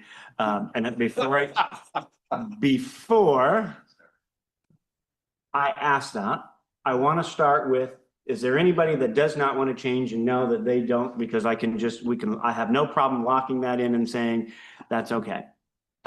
Yes, and so I'll read you what I got, because I'm not sure you captured everything, but it's Bethel Phase 1, and then the Bethel Lincoln Roundabout, and then the Bethel and Lund Roundabout, and then the Sydney Road non-motorized improvements. So I'll just send you an email. Well, we're trying to get this all done so that staff is doing it, so Sydney Okay. non-motorized. And what was the second? So Bethel Phase 1, Bethel and Lincoln Roundabout, So Bethel roundabout, what was the second roundabout? Bethel and Lund Roundabout. Oh, so you had Bethel and Lincoln and then the upcoming Bethel, okay. Councilmember Gennari, you were next. Well, I'd like to stay with mine with finance and traffic and police. Perfect. Did I see, did you have I'm your gonna hands keep up? mine. Oh, go ahead. Well, I think. I'm sorry, I didn't hear who spoke last. Sorry, that was Councilmember Gennari. He's going to stay on finance and traffic, and police. So you want a horse trade. I would be more than glad to take utilities. If you want to take comprehensive plan and parks, I would give you my notes on comprehensive plans and parks. But either way, I'd be more than glad to help you put a PowerPoint on both of those. Your choice. Yeah, thank you. Real quick before I forget, because I will. I think Portrait Boulevard. I think are we gonna do that project pretty soon? Putting it on a diet and put a bike path through there? No, that's not. That's not anytime soon? No. Okay, 'cause I was gonna add that. That was part of the I really like pedestrian that. pathway Okay. discussion, but Okay. it's not happening anytime. That was anytime soon. That would have been a great one going to downtown Port Orchard. So I thought that'd be a good one to add. Yeah, I could I have don't know. that. Yeah, that one should actually, we should do that project faster. Shira, would you? I offered to do, if you wanted the horse trade, that was where. Okay, okay, keep going. No, I was said, had the floor, I said that I'd stick with mine, or Eric or- wanted to trade, I'd be more than glad. So I to think there's trade. gonna be maybe a multi-trade here, and then she was next, and I just want to catch her, and then we can Please. get, then I will get a little more free flowing I'm in here all here. night. I'm here all night. Just Yeah. because due to time, working so, on it. yeah. Yeah, I'm gonna keep mine. I really like mine. And then you might be saying, I think you should go to communication. If you're gonna be doing, you know, that other topic. So staff, Heidi would like to keep FIFA and downtown beautification. There's a lot of changes too. Okay, now I will kind of get a little more free flowing, because now we gotta, More flexibility? yes. Sheriff, Mm. you wanted this, from what I understood, because we serve on the Givens Park Committee, or whatever it's, I'm sorry, what it's called, committee? It's committee? It's a- Stakeholders? Stakeholders, yeah. That was a topic that you wanted to cover? No, not at this meeting. I just was saying that that's something we should talk about in this area. Yeah, that was bringing it under I the. said, I already said my topic. I'm going to cover like city council role. Oh, perfect. Mhm. Then I'd like to cover communication, because I think there's so much to cover on that when it comes to our, you know, we have a new website coming on board. We have so many different things for communication. Even I just signed up the other day for the website for the emails, because I wasn't signed up for them. I kept hearing, yeah, I know, I know. I still read them, but I didn't receive them. So I'd like to cover that. So my question to the body here is there's two topics that are out there. One is utilities and one is comp plan parks. You can't cover both of those in 5 minutes. Which one is the most important? Because to me, quite frankly, they're both important. So I can only do one of those. So you had comp plan parks, and what was the third one? Comp plan parks, and then the other one was utilities. So if people feel, you know, my problem is that utilities is not sexy, it's not visible, but it is important because it all flows downhill. You know, so your choice, which one you want me to cover, I will cover it. But we can't do both. Well, could you kind of say a little bit on the utilities, and then when there's a breakout session? Took me four minutes and 30 seconds to cover comp plan and parks. I would like you to cover utilities. And listen to somebody assign me it, or Is you the drought- guys come up with Is this drought consensus. included in utilities? So can I ask you this? Will you use all 5 minutes for communications, or would you like a second topic?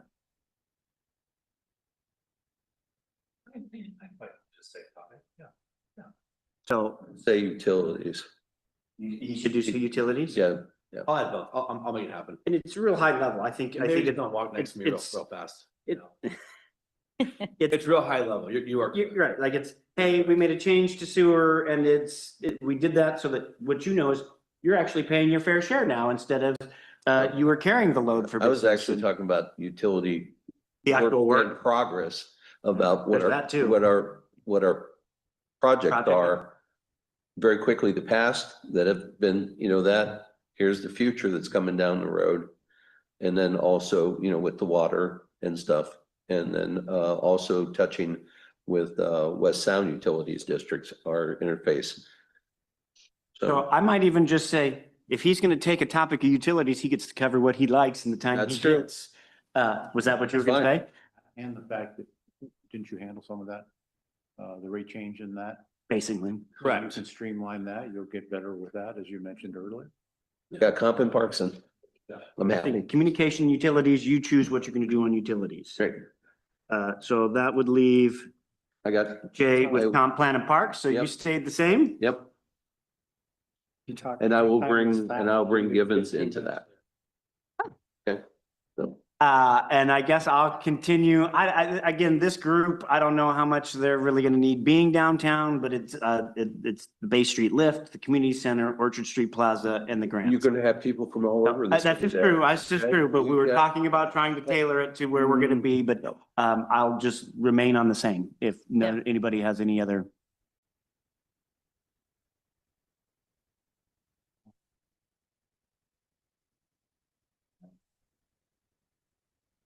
Okay, I will, I don't believe I covered much of the pathway last time, but, I will. So, I'll keep mine the same with pathway. Does that work for everybody? Yeah. Perfect. You have the one, you're the only one with one, Yeah, that's a good but one. it's a big topic. Mhm. Do you want a second topic, or you want to keep everything a full 5 minutes there? I feel like that's a good 5 minutes. Unless I can, I mean, unless it makes sense, like it easily ties into that, I'll take another topic if it easily ties in.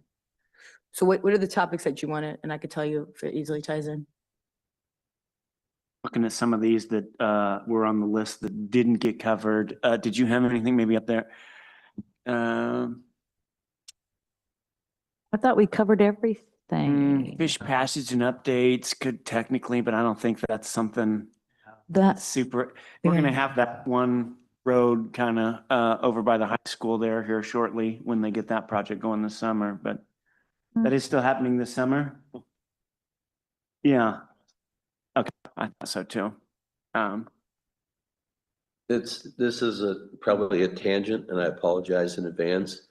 If you did not see the notice that in June, SR3 traffic is going to be 16 days. 16 days, and even though it's not on city, it probably is going to impact city right-of-ways or city roads. So that's probably something that, I'm not sure. So I think that's something we should have the mayor cover. Yeah, there you go. We'll add that because I'm No, agree I'm with you. serious. No, I don't know if you saw the mats. Yeah. It's going to go, they're going to come off because they're not going to be able to come through Gorst, right? Like my business will be impacted. They're going to have to turn off coming from Belfair onto Sunny Slope, which turns into Old Clifton. And that's going to be the only way they're going to be able to get through. Lake Flora to Sunny Slope. They could Lake Flora too, or they can take straight to Sunny Slope and turn there. And then turn into Old Clifton to get to Highway 60. Anyway, So that's the tangent. that's a Sorry. big deal. So Mark and then Sharon. The mayor. Signs of Belfair to drive people down Old Belfair Highway as well. Sorry, we cannot hear you, Councilmember. It would be my hope to get folks down the Old Belfair Highway to get those folks that are going to Bremerton from the Mason County area to handle that old road, because that was the original path from Belfair to Gorst. You can hope in one hand with the state is what I'm going to tell you, because I've been a part of it. Mailers did drop last week. So it did both at my residence here in Port Orchard, as well as the business in unincorporated Kitsap County. So they are getting a little bit of information out there, but I don't think, and I think signs are already up. There's a sign up on Fegley Road already that's covered. I didn't know if that was the city or if that's the anticipation of the state. So I'm going to cede real quick because we are way off topic, but I'd rather get the answer. I apologize. I'd rather get a quick answer, then I'm going to go to Shira. Yeah, so that is the state's traffic, their detours prepared for that project. And I did clarify, so SR 166 at Only Creek on Mile Hill is summer of 2027. It is 27, so it's not this summer. Thank you. Shira. Yeah. Eric, one thing that I could add into my conversation is how to reach and communicate with council. So for instance, bringing up coffee with the council, our next town hall, and just in general, how to find our information on the website so that like they can find your email address, to be able to specifically email. Yeah, sound good? All right. Okay, I think we have topics. I think we have a format. The last piece is we want PowerPoints, presentations, A-frame boards, those kinds of things. This is going to take some work, because while we may have some of the pieces, it may take some actual work to get them printed or blown up or mounted to something. So none of us here speak for the mayor or staff, unfortunately. So I'm going to tell you, you're going to be at the staff's mercy if they can and would. If we're going to ask them, it would be my personal expectation, so take this as you will, that you would have that asked to them by the end of this week. That gives them a day short of 2 weeks to get that done. Again, if somebody's out on a week's vacation, they're getting caught up, like that can be challenging. And so I just want to make sure that we're doing as best we can and also understand that you're going to work within the confines of what they have. And we, as a city, will work with our host to see about having the ability to broadcast a PowerPoint or, well, whether it's on a TV or whatever they have in that space, we're going to see what we can get done, whether what they have there or whether or not we got to bring our own. I know my son has a little projector. I don't know if it still works. I don't even know how to use it, but. Could we divorce that from the visuals? Because I think they're two different animals completely.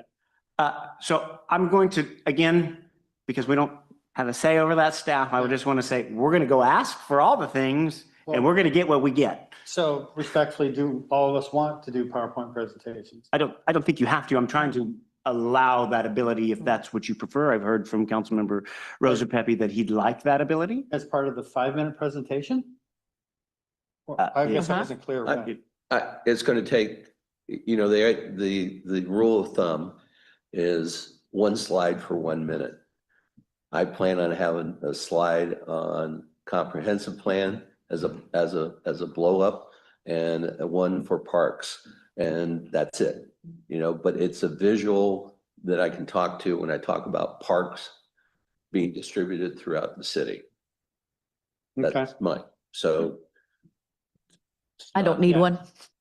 And if you don't need one, you don't need one, right? Yeah, But if you that's do, I'm trying to be as flexible and trying to be able to get what we want done as a body. Yeah, I mean, one's just hitting the plotter button and the other is, okay, now I got to prepare some slides, formatting. I'm not saying you have to. No, I get it. I'm trying to say that if you want that ability to use that, I'm going to try and make that happen. And we may learn that it works or it doesn't work, but how can we know till we try? Yeah, and I think we have to be, I don't know if the city has standards, but if there's branding standards and all that, we've got to be absolutely. Again, these are things that staff will be working to help provide. And then if we're going to have them, we're going to have them all put into one. So you're not bringing your own. It's put ahead of time so that we can just go from one to the next to the next. And that goes back to Mark's comment about doing the after action after the event, not before the event. So, again, at this moment. I know, I'm just saying, so. Anybody have any more around the visual aids in any way, shape or form? Just an observation that I'm willing to have one of the sheets share 2 projects, right? So it doesn't have to be 1 sheet per project. Mine are linear, so you can stack one on top of the other pretty easily. All right. Am I able to put a pin in this one? Last call. Done. Thank you, team. Appreciate it. Item C. Wait, I thought we were just done with that part of it. Well, anything else? No, so. I just wanted to add that I think if we have a sign-in sheet that says, may we sign you up, do we have permission to sign you up for our subscription services? I checked. I left that as a foregone conclusion that would happen. Sign-in sheet, feedback sheet. I was curious about the legalities of it, but it doesn't seem to. Okay, yep.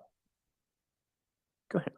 I just wanted to clarify because we were asking for a sign-in sheet, but I thought that's what the purpose of the cards was at the last meeting. So the purpose of it was feedback cards, right? What did you like? What did you want to see? Was there a topic? Information in it? I'm not sure. I don't remember exactly what they look like. Again, I know only 2 of them got done. We'll let them figure out what that looks like and we'll move forward from there. I know that we want a sign-in sheet because there are going to be people that won't fill out that feedback form. And we'd like to be able to chat at them. But we'll work with staff and see what they can provide. Yeah, I'll talk to Brandy about that. So, has there been an invite sent out on the meeting? I don't have it on my calendar. Was there an invite sent out? Did anybody get one? Should be on our government page. Talked about the nights they were. I guess like Um, manual. What's the date then? Thursday, June, is it June 4th? Yep. It's on our government page though, hasn't it been out on that? On my calendar. That's the news I got for you right now. Okay. Anything else on town hall before I put a pin in it? Okay. Hearing none, we'll move on to discussion item C, city-sponsored community events. There's no Mr. Director. This is you. Essentially, we wanted to talk about, and we talked about at our retreat, possibly revisiting. I know right now, when we started that conversation, we were talking about the senior parade and which community events we do and or do not support in a capacity where we take on the street closures, traffic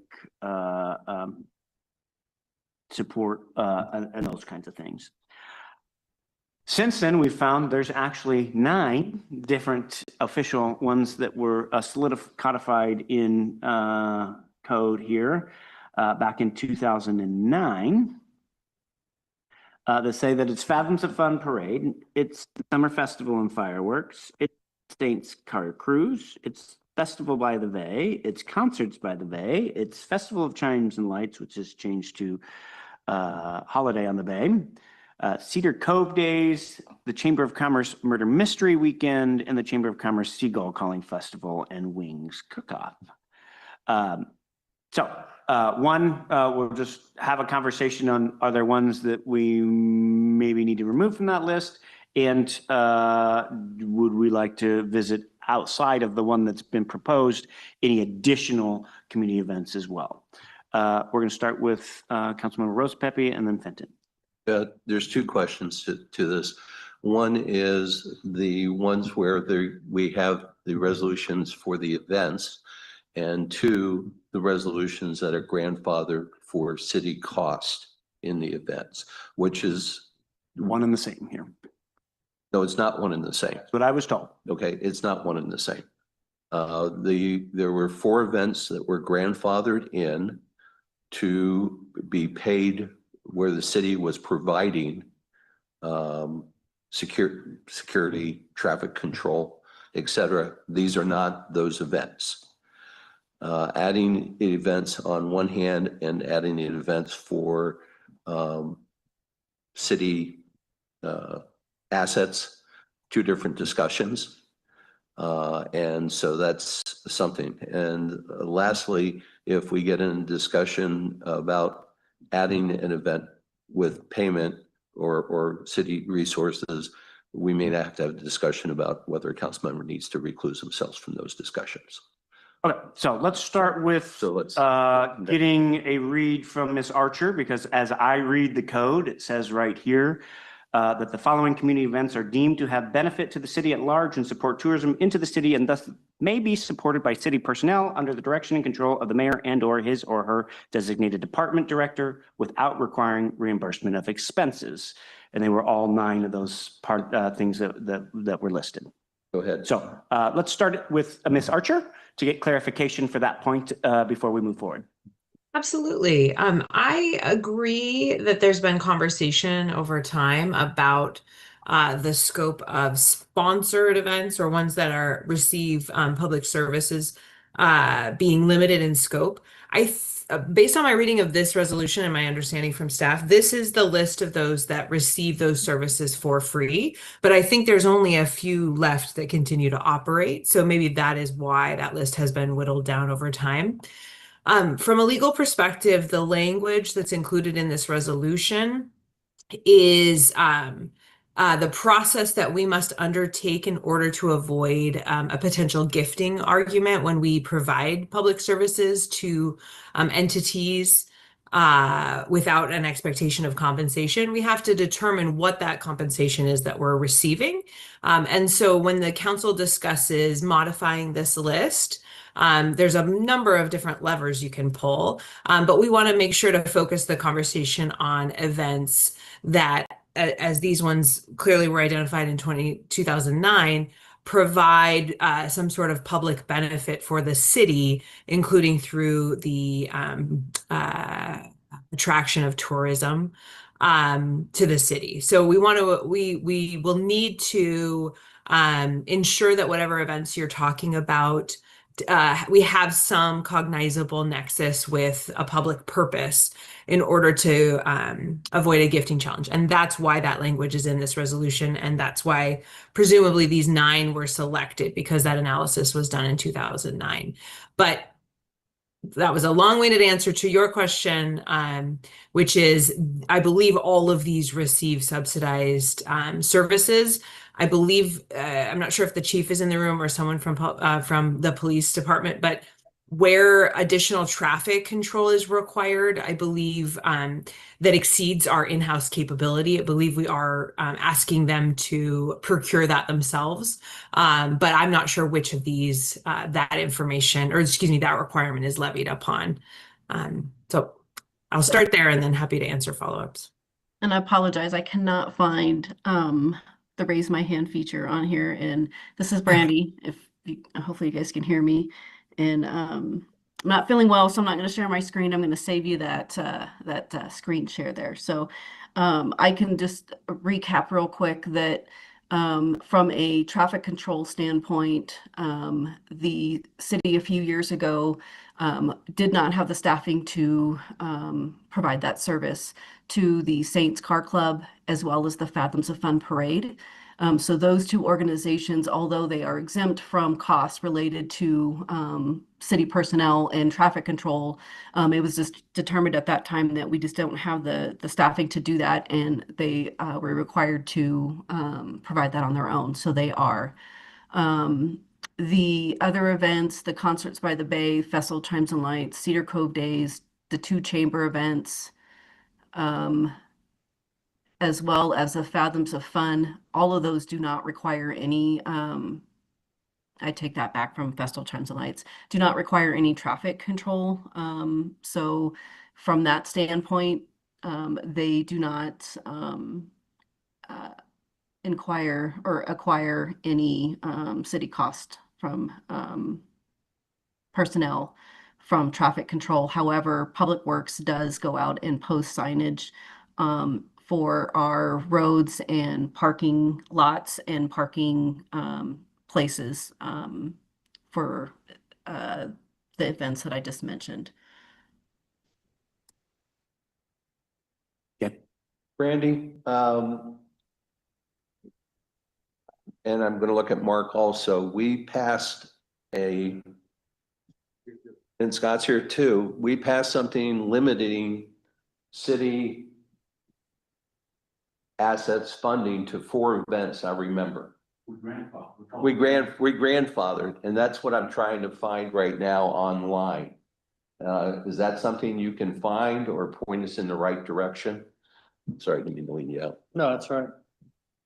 I don't recall, but I will look for that. I do know that probably 2012, 14, 16, right around there, the Mustangs on the waterfront wanted to come in and be added to this resolution. And because they did not require their level of traffic control based on their event and attendance, and I believe the council spoke that they just weren't interested in adding any additional events to this resolution. So that's all I recall, but I can go back into our archives and just look to see if there was any special action. It could have been just in the minutes with the motion, but no formal resolution from what I'm recalling.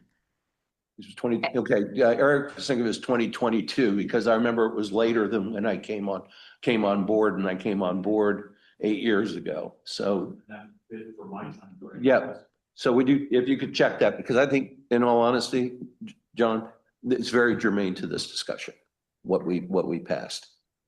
Okay. Well, and I'd just be curious on what it was, because it sounded from Brandy that we didn't actually pass something. It was more of a tongue-in-cheek type of situation, is what she just said. So I too think if we need to find out. Councilmember Fenton. Yeah, and are we kind of looking for updated stuff because there is no more Cedar Cove days? And then you got two, what's that? The Festival by the Bay, and then you got Festival of Chimes of Lights. So now it's basically a holiday on the bay. But, and the chambers, yeah, and she said we're not closing any roads down, but this whole thing needs to be updated. Because the Chamber of Commerce, they don't do a murder mystery weekend. And they do this seagull calling contest, but not a wings cook-off. So, and I think that's what we're here to discuss tonight, right? If we need to update this ordinance, we need to give some guidance to staff on how we want to see that so that they bring it back so that we can pass it. Yeah. And well, are we going to talk about too, as one of them is like the scene, okay, boom. Sorry, But yeah, this needs to. Well, so. I'll recuse myself for that. So yeah, then that's when we need to start getting into specifics there. So anything else before we start? So we know of the one, right, that I brought forward at our retreat for the senior parade. Yes. Is there anything else we should be considering and thinking about our community? That's the biggest one. Outside of that, I'm with you. I don't think of any others that again would fit the and have a bit benefit to the city at large and support tourism, right? That's in there. I can't think of any others that I would add to that list, but I'm also no, I don't have a hive mind by myself, so that's why I'm trying to use a hive mind. Okay. Hearing none. I guess before we excuse Councilmember Warden for that conversation, are there ones, if we're going to make an update to this, that we should just take off this list? Yeah. There's about 4 of them that is take off from like 6 down, 6, 8, 6, 7. Oh, excuse me. I'm sorry to interrupt. I think this is irrelevant. But I've seen it. It was like 2022 and there was 4 on there. So I mean, I think Brandy's gonna find it. She will. She'll find it. Oh, like 2022. I've seen it. Yeah. I'm just saying we don't have the programs here. Sorry. That's what I mean. Okay. Well, we have 2 consummate professionals, I'm sure, working on it for us that we'll find. Scott? So I think regardless of what happens tonight, this should be updated. I agree. Yeah. It's and then I'll just say, and we could talk more about this, but when you look at this current resolution, it talks about benefits to the city at large and supports tourism. And I think what we're going to be talking about may not fit so cleanly into either of those. And so we should look at changing the language to this as well, so that it makes sure it's clearly got a lane, if that makes sense. I'm open to it. We'll have that conversation. Yeah. Okay. If there's nothing else, thank you, Councilmember.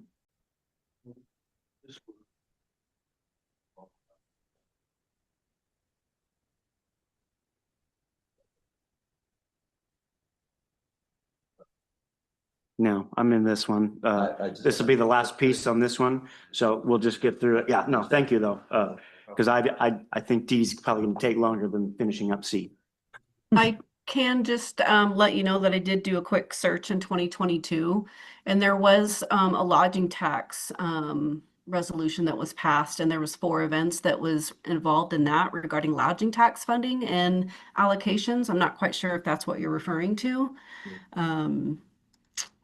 And I also found an ordinance in 23 where we amended the chapter of the municipal code related to city assistance for events.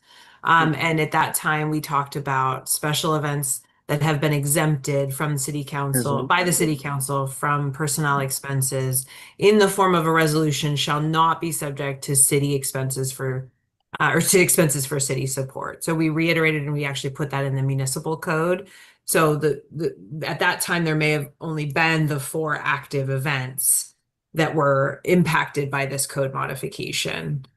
That's a possibility as well. So for cleanup on this, Ms. Archer, are we needing to clean up the original old one we were looking at, or, well, it doesn't really matter. We'll let you work through that because we'll come up with that list. After the code, if I could ask. Ordinance number? What was that? I'm sorry. The ordinance number? Yes, It's, excuse me, it was in 21, ordinance 053-21. 53-21, And and you had something else, Ms. Archer? Sorry. I just wanted to, I know Brandy and I have both touched on the actual costs associated with these events. And as council is grappling with something that would have a fiscal impact to the city, I'd be remiss if I didn't communicate based on what I've, my discussions with the chief of police, that as these events are growing in size, our police force is of an inadequate size to staff these. So we are using mutual aid agreements to try to staff the events. And mutual aid is no longer providing that service without a cost. Since these are events outside the scope of a normal mutual aid agreement. I do not have the numbers associated with that, but there would be an additional cost associated with some of these events to the extent the chief is able to get additional law enforcement assistance, as well as the fire department and the EMTs or EMS requiring payment for services associated with any additional events. We put certain events in our ILA with the fire department.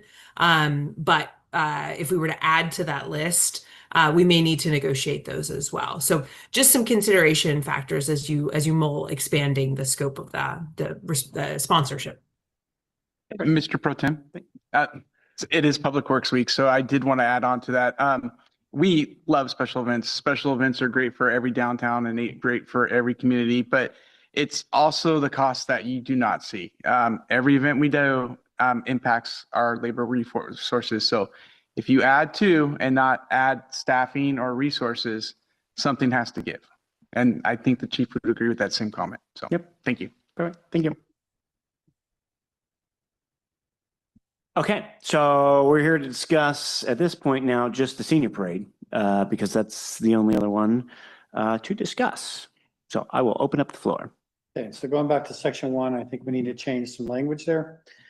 Because like I said earlier, I don't know if you could argue very well that it supports the city at large or supports tourism, but there's definitely a public good to it.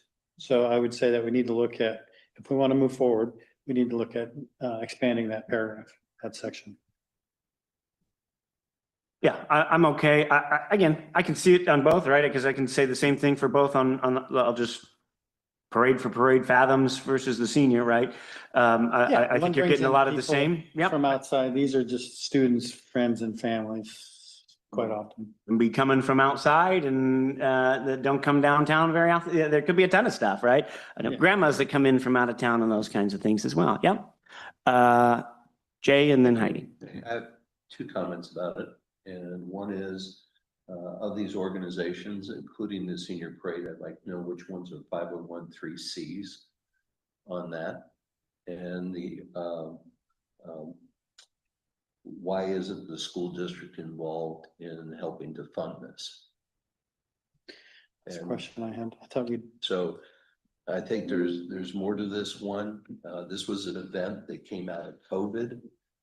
And the question is, what is the participation of the seniors at this point in time?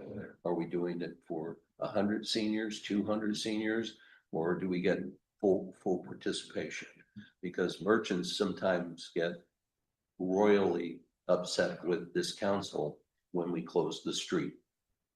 So we may be bringing people in, but if we're shutting down their business, if we're shutting down their business, that's negativity of what we talk about supporting downtown. I guess it was 3 comments. I apologize. Yeah, I think it's such a wonderful event. There, so many seniors participate. Eric would know the number. It's amazing. And you're down there for a while watching them. They get dressed up. They're in a boat. They're in the back of a truck. I mean, you think about this.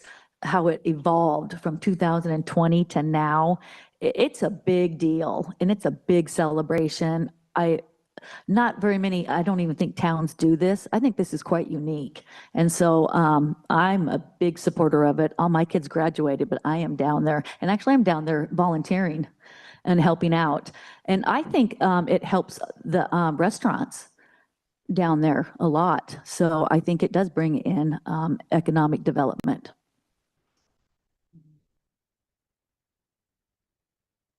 Anybody else weighing in? Okay, Mark, and then I'm going to start with Mark. He put his finger up first. Well, Jay took my first question. And that was, why is the school district not involved in helping to fund this? Being on the finance committee, as I've been for several years, I'm concerned. This comes right out of our general fund. If we decide to do this, these funds come right out of our general fund. And we've been watching a downturn in revenues, sales taxes, REIT taxes, over the last 8 months to a year. We have inadequate police staffing to do this. And we've also just heard recently from Ms. Archer that one of the mutual agreements that we were using, mutual aid agreements, is no longer available, which is going to hit us harder. Heidi, I agree with you. It's a wonderful event for our city or for our community. I have some concerns about that though. Adding more of a cut to our general funding. Public Works, we just heard from our Public Works director as well, that it's a hit onto them as well. So I have some concerns about it. I'm not sold one way or the other, but I'm leaning towards, unfortunately, I'm leaning towards saying we need to chat with the school district and see what they will do to help support this as well. I have answers to two of Jay's questions. I just want to wait till the end to get to that. So, answer sure. Do you? Okay. Oh, so if you don't mind. So Jay actually prepped me with some questions last week. So I did some research on his behalf. I'm gonna get it wrong, but I think it's like the Hype Squad or whatever the actual have an official name. Yeah, whatever it is a 501c3. And the school district has had some issues with being the sole person responsible because of liability issues and their insurance that way, was the response I got on those. Mayor Pro Tem, Brandy has her hand raised, just when you're ready. Okay, perfect. I want to make sure, are you okay with letting the clerk speak, Ms. Dedman? Okay, let's go to Ms. Wallace. I just need to seek clarification on what it is that is being asked. So there's a different interpretation of my understanding of the ask is, are we adding this event to the resolution, meaning that we're going to provide traffic control and signage, that type of thing? Or is it more of the previous festival chimes and lights where staff is managing and, managing the event? I think there's a difference right now. The only one that the city, so at this point, the clerk's office has very little management of the events. The only one we do is Holiday on the Bay. It's pretty limited. Most of that's done by POWA now. So I guess I would just need clarification from the council what they envision when they add this event to the resolution. Is it just purely for public works and law enforcement and emergency services, from signage to traffic control? Or is it the assumption that the clerk's office is also going to prepare flyers and signups and manage the event from that aspect? So as you discuss, if you could also include what your direction would be from that standpoint as well. Sure. Thanks, Ms. Wallace. I think that's a great call out for us. I was operating under the assumption that we would treat it the same as we would Fathoms. And so that's where I was coming from that place, rather than necessarily Holiday on the Bay. And I think most of us, other than maybe Councilmember Dedman, have been here since we formed Holiday on the Bay, and know that's kind of become amalgamation of what was once holiday, festival Chimes of Lights, and now this amalgamation of both the city and POWA. So it was my intention to ask for the same treatment as, say, a Fathoms of Fun, but I don't speak for all of them, Ms. Wallace, either. So before I give you a chance, I'm going to give her the opportunity to take her first bite. Otherwise, I can, if she wants to forego, I can. So,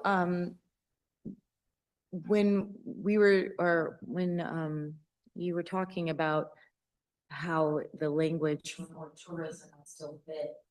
And given that, SK Hike is a 501c3, do we foresee that they'll be able to fund themselves using LTAC?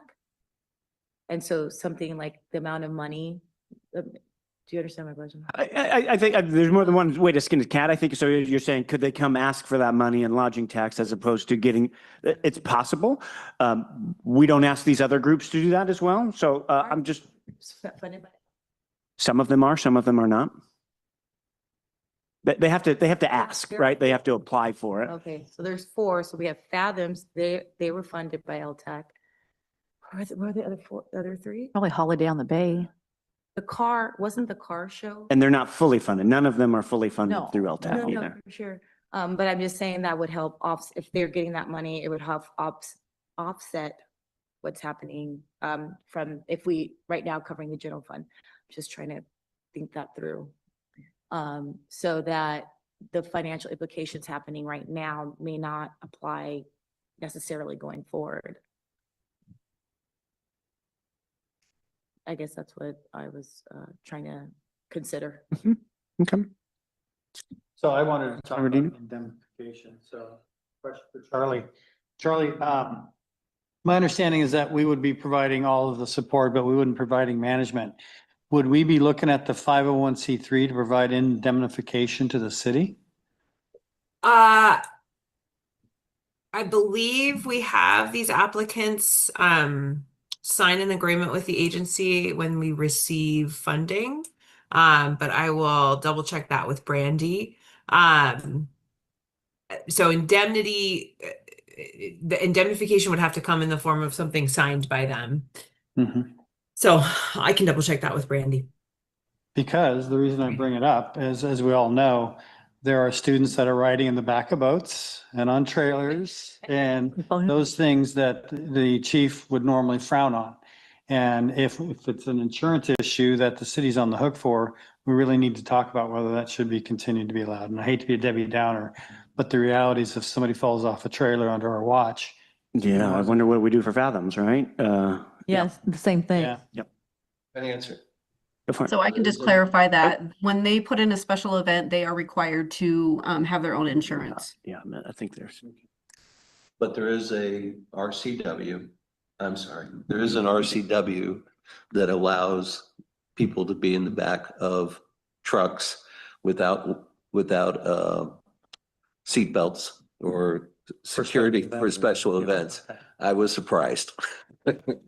Okay, thank you. I don't think I am. It happens all over our state, so there had to be something in there, right? So, Well, to add on to what Scott was saying, and again, not to detract from it, but when you have hot grills in the back of a truck and people grilling hamburgers on the back of the truck and handing I don't out- think they're doing that. That's what I heard from when I met. There the was some chief. grilling going on. there was a grill rolling last year, I recall. That was one of his concerns about And this event. that's a completely different story, right? Then we have a fire safety issue. There are some things and people push boundaries. Be careful. Well, and maybe there's some rules to go along with that. No grilling in the parade. Do you have anything? No, I just wanted to add that. Okay. Councilmember Fenton. And what is it, like a 2-hour block period? And it would be nice to see the whole, what exactly is the senior parade asking? You know, because I know they had to like buy even the oh gosh, the signs, and they had to do a lot. And so at least to help out in some way. So I think it'd be nice to have a little list and what is the percent, how many hours is it, is the road being closed for? I think it's 2 hours. Is that what we're looking at? I don't know. I'm not sure. It can depend on what their application comes in each year too. So I'm not going to get too into those details. But along that same vein, is it 3 hours? Okay. Thank you. So I was going to say, I would be in favor of treating them like Fathoms, right? I believe Fathoms actually has their own volunteers staff the street closures. Is that an accurate assessment, Ms. Wallace? Yes, that is correct. Okay. And as I understand that, the city provides them the street closure signs and those kinds of things, but it is their volunteer group that actually does the work. We create their traffic mitigation strategy and provide them the signs. Is that correct? Fathoms actually hires a third party to manage the traffic control, and they provide a traffic control plan from that as part of the traffic control. So they provide the plan and they actually provide a third party that manages it. They also have their own signage. Public Works contributes to additional blockage, and I can have Public Works Director Ryan elaborate exactly what they do, but they do provide vehicles and barricades and other methods of making sure that when a side street is closed, that it is being protected from a mix of vehicle and pedestrian. So it's kind of a mixed collaborative between Public Works and Fathoms, but as far as that managing of the traffic control, they do hire a third party to manage that. Okay, perfect. Okay. Would you be okay with me asking Director Ryan? So Director Ryan, can you give us that idea on a Fathoms? Because again, my hope is I think they bring similar community goodwill. I'm hoping that we could get to a point where we can support them in the same ways. So we're talking about the Fathom, is it the car show? No, Fathoms is our parade. June 20 something. Right before, it's the Right weekend before 4th of July. Okay, I don't have that traffic control handy. I can't tell you. I could speak on the car show, the Holiday on the Harbor. No, because those are distinctly different compared to this, and I want to keep it kind of apples to apples as best I can. And maybe that just means, because I don't believe we're getting anything done here before this yeah. So I think I'd like to know more about those details from Director Ryan and his staff, and kind of go through that, those details.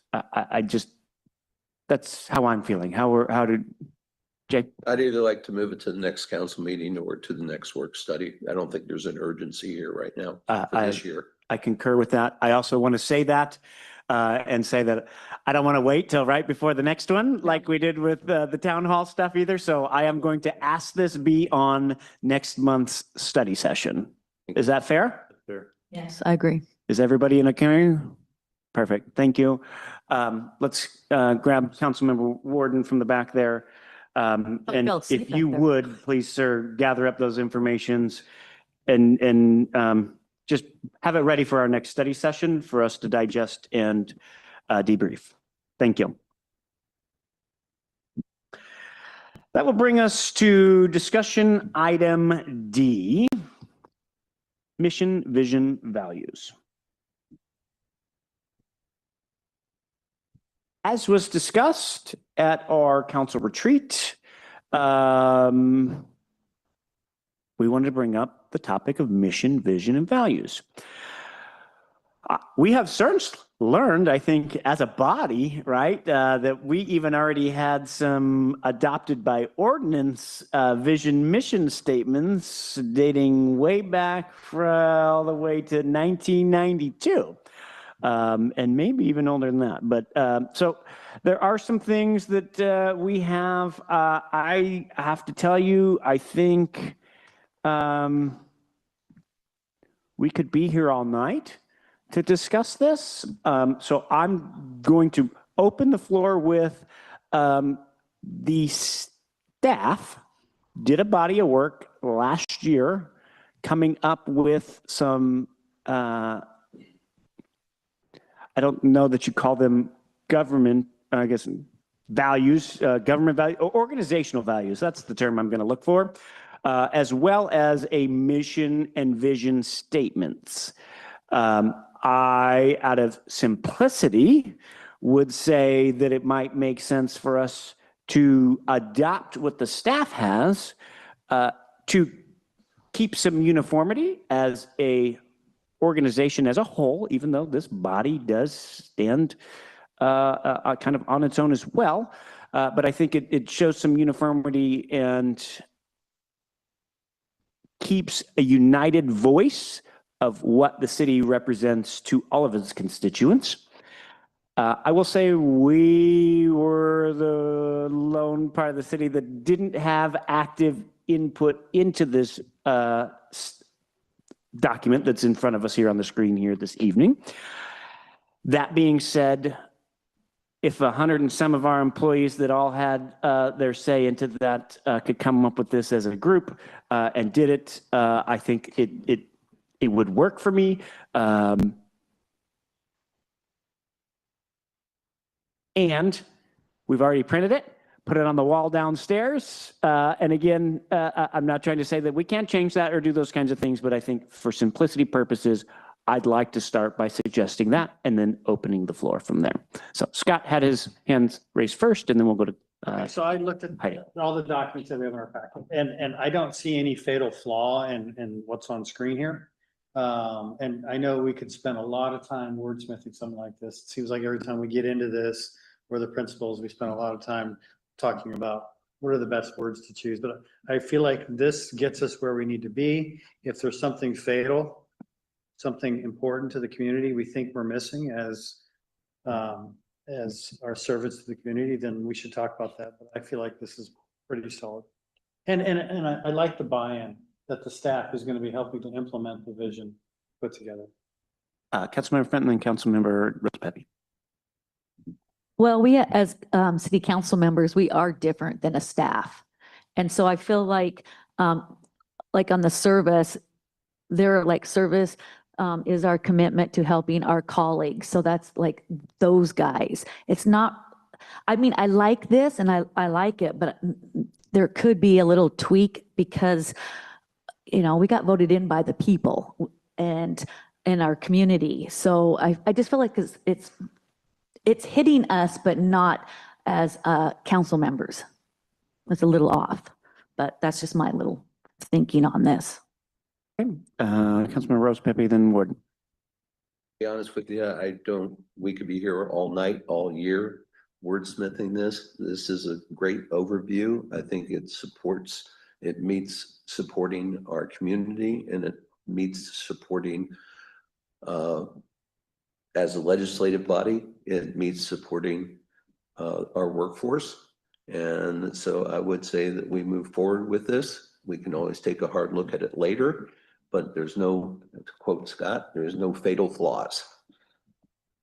Councilmember Warden. Yeah, I do agree with Heidi on the service part, but I don't, I'll be honest, like I don't have any interest in breaking this apart. I read it over, I like it. I thought this whole thing came about because we weren't real pleased with the guiding principles that were being read out loud before the meetings, and a mission statement came up, and this was presented in front of us. And I thought the topic was reading a mission statement versus guiding principles. I like the mission statement a lot. I thought that was the topic that we were discussing. This right here, I'm good with it. A lot of work put into it, a lot of thoughts. No, not every ounce of it meets what we do, but overall. and even more than overall, right? You know, I'll say, instead of saying that, I'll say and it definitely hits on all facets. Would I like to see the mission statement read at council meetings? For sure. Absolutely. Over guiding principles. Yeah. But I'm not interested, just to be honest, with breaking that apart. That's just me. Councilmember Janae. Unbelievable. You don't want to sit here for the next 4 hours and wordsmith this. No, I don't even. I think you and I have the same thing in mind right now. It's 95. We are Yeah, there are some tweaks we can make. No, the staff put it together, in my opinion, it's great. It's a great document. Move forward.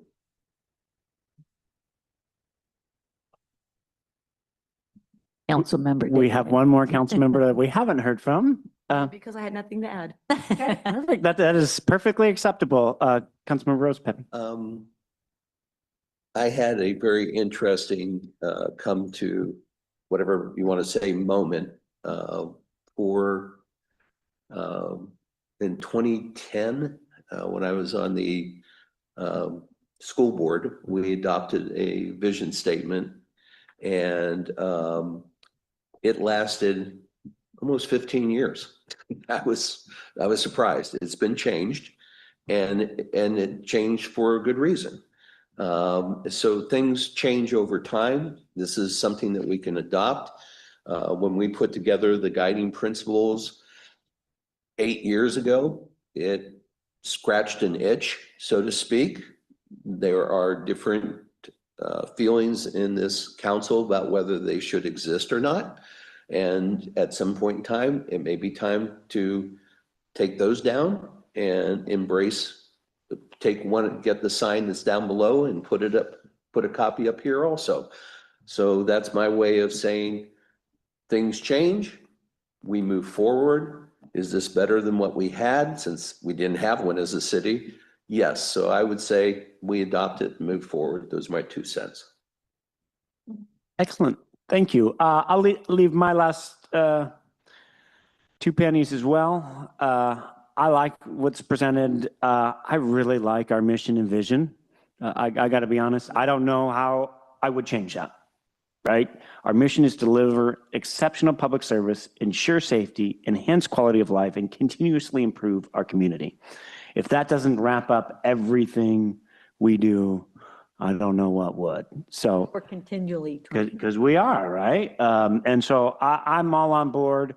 I would like to suggest, based off of what I hear, that we move forward with adopting this at our next meeting as our official and replace whatever previous resolutions may or may not have been in place with one around this one.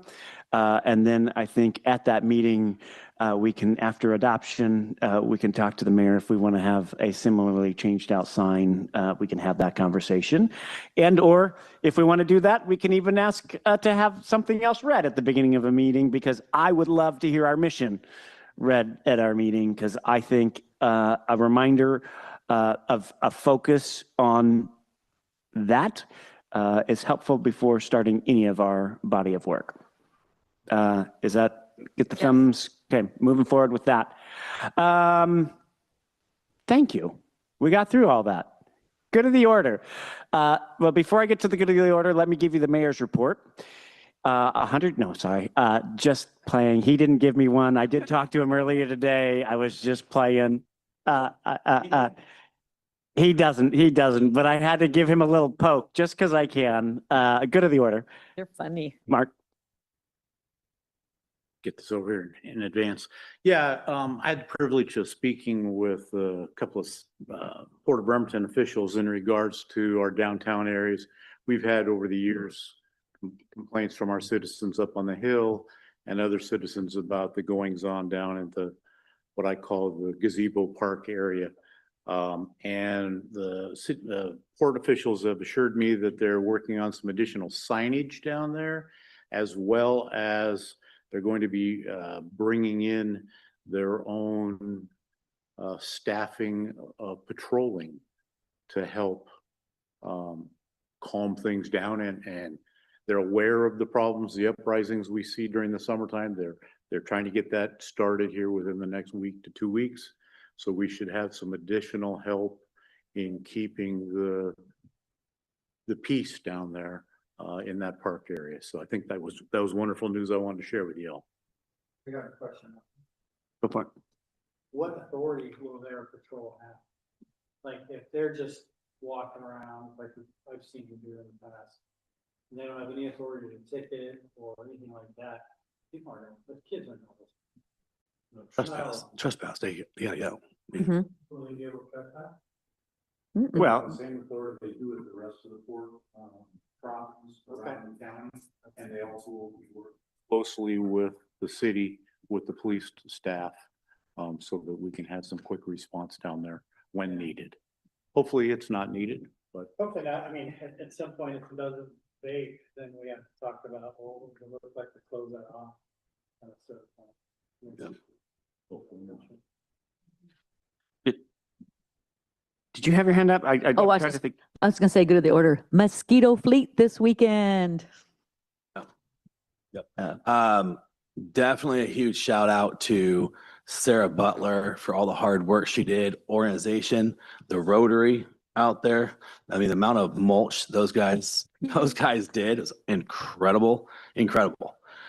I could only imagine. I ran away from that. But the amount of people, last year there was 2 people that showed up. Two. This year, there was too many people. This year, it was done so quick, all the things listed. Augusta Landscaping was out there. They brought a crew that were out there working. That was fantastic, seeing businesses as well. But the amount of people that showed up today or Saturday was jaw dropping. It was fantastic. So give me a chance. All right. So Public Works, please tell your staff, they walked around doing planters. They walked around doing every aspect of it. Yep. And then they flooded the baskets and the planters full of water afterwards. Yeah, tell them thank you. And I'm encouraging, not just because I'm a Public Works employee, but it is Public Works Week, right? It's on Facebook. So I think if we see them out there as well, tell them thank you, because it is a thankless job, but yeah. It's great. I'm going to come to Shira next, but I would just echo all of that from all of us. Please make sure everyone on your staff knows these sentiments. Absolutely. I have all week, and every time you see them, give them a thank you. Thank you. Councilmember. I actually have 2 for good of the orders. Since we're thanking Public Works, thank you for putting a trash can next to the playground in Gibbons Park. It makes a huge difference in being help be able to keep that playground clean. Because I know when I see things, I just like pick them up and easily able to do that. So thank you for making that happen. I really appreciate that. The second note for the good of the order is one of the things that I forgot to explicitly mention in our drone delivery discussion was that I should have asked them, we should look into the impact of these drones on folks with neurodivergence and PTSD. Because these things have potential for having impact to these folks in our community. And just to kind of, because I looked into some of this, right, and asked some of these questions ahead of time, we can't actually regulate any drone in the air, No, I right? know. So as long as it didn't lift off from somewhere within city limits, that drone can be anywhere and everywhere. Absolutely, but I meant in terms of us allowing it. Correct. No, I'm just saying. In our space, because we cannot control where it goes. So that's why we have to be extra careful about wanting to allow that usage in our city. And I would say facilitating that in our city, being that it might have larger, health implications for folks like on the spectrum or who have trauma-related disorders. Yeah, no, I was just surprised to learn how little Interesting. control we actually have over that, if or where they land. Go ahead. So am I going to dipping out and talking to them? Oh, okay. Councilmember Diener, we can't hear you. Apologies. Yeah. So I told the Walmart and Wing person that it'd be really nice to see what the after review of a full rollout looks like. Some of the cities that have done. Some of the cities present much more obstacles to delivery than what we have by virtue of them being dense cities, small buildings and such. But they said they could provide that information to us. Now, you kind of have to take it for what it's worth coming from the source. and do your own research a bit. But they will be, as I learned, talking to the county and I suspect, Fallsville, the county within the next few days. And I'm guessing Fallsville, if they said that we would be the first in the state if we went with this quickly. Not that that is important, just we were wondering if there were. Over in Seattle, they are not allowed to do any drones over there. And correct me if I'm wrong, but I believe it's Seattle, not Tacoma, because I had for our Rotary, we had a SWAT Ty. He talked to us and he said over in wasn't it, were you there on there? Yeah, I think it's Seattle. You're not allowed to do any drone. They can run drones. They can't do some of the inside ones that he had, but yeah. Interesting though. Yep, it is. In fact, I saw my last drone was in Seattle, so we are Any good of the order? adjourned. Okay, boom, thank you. Thank you.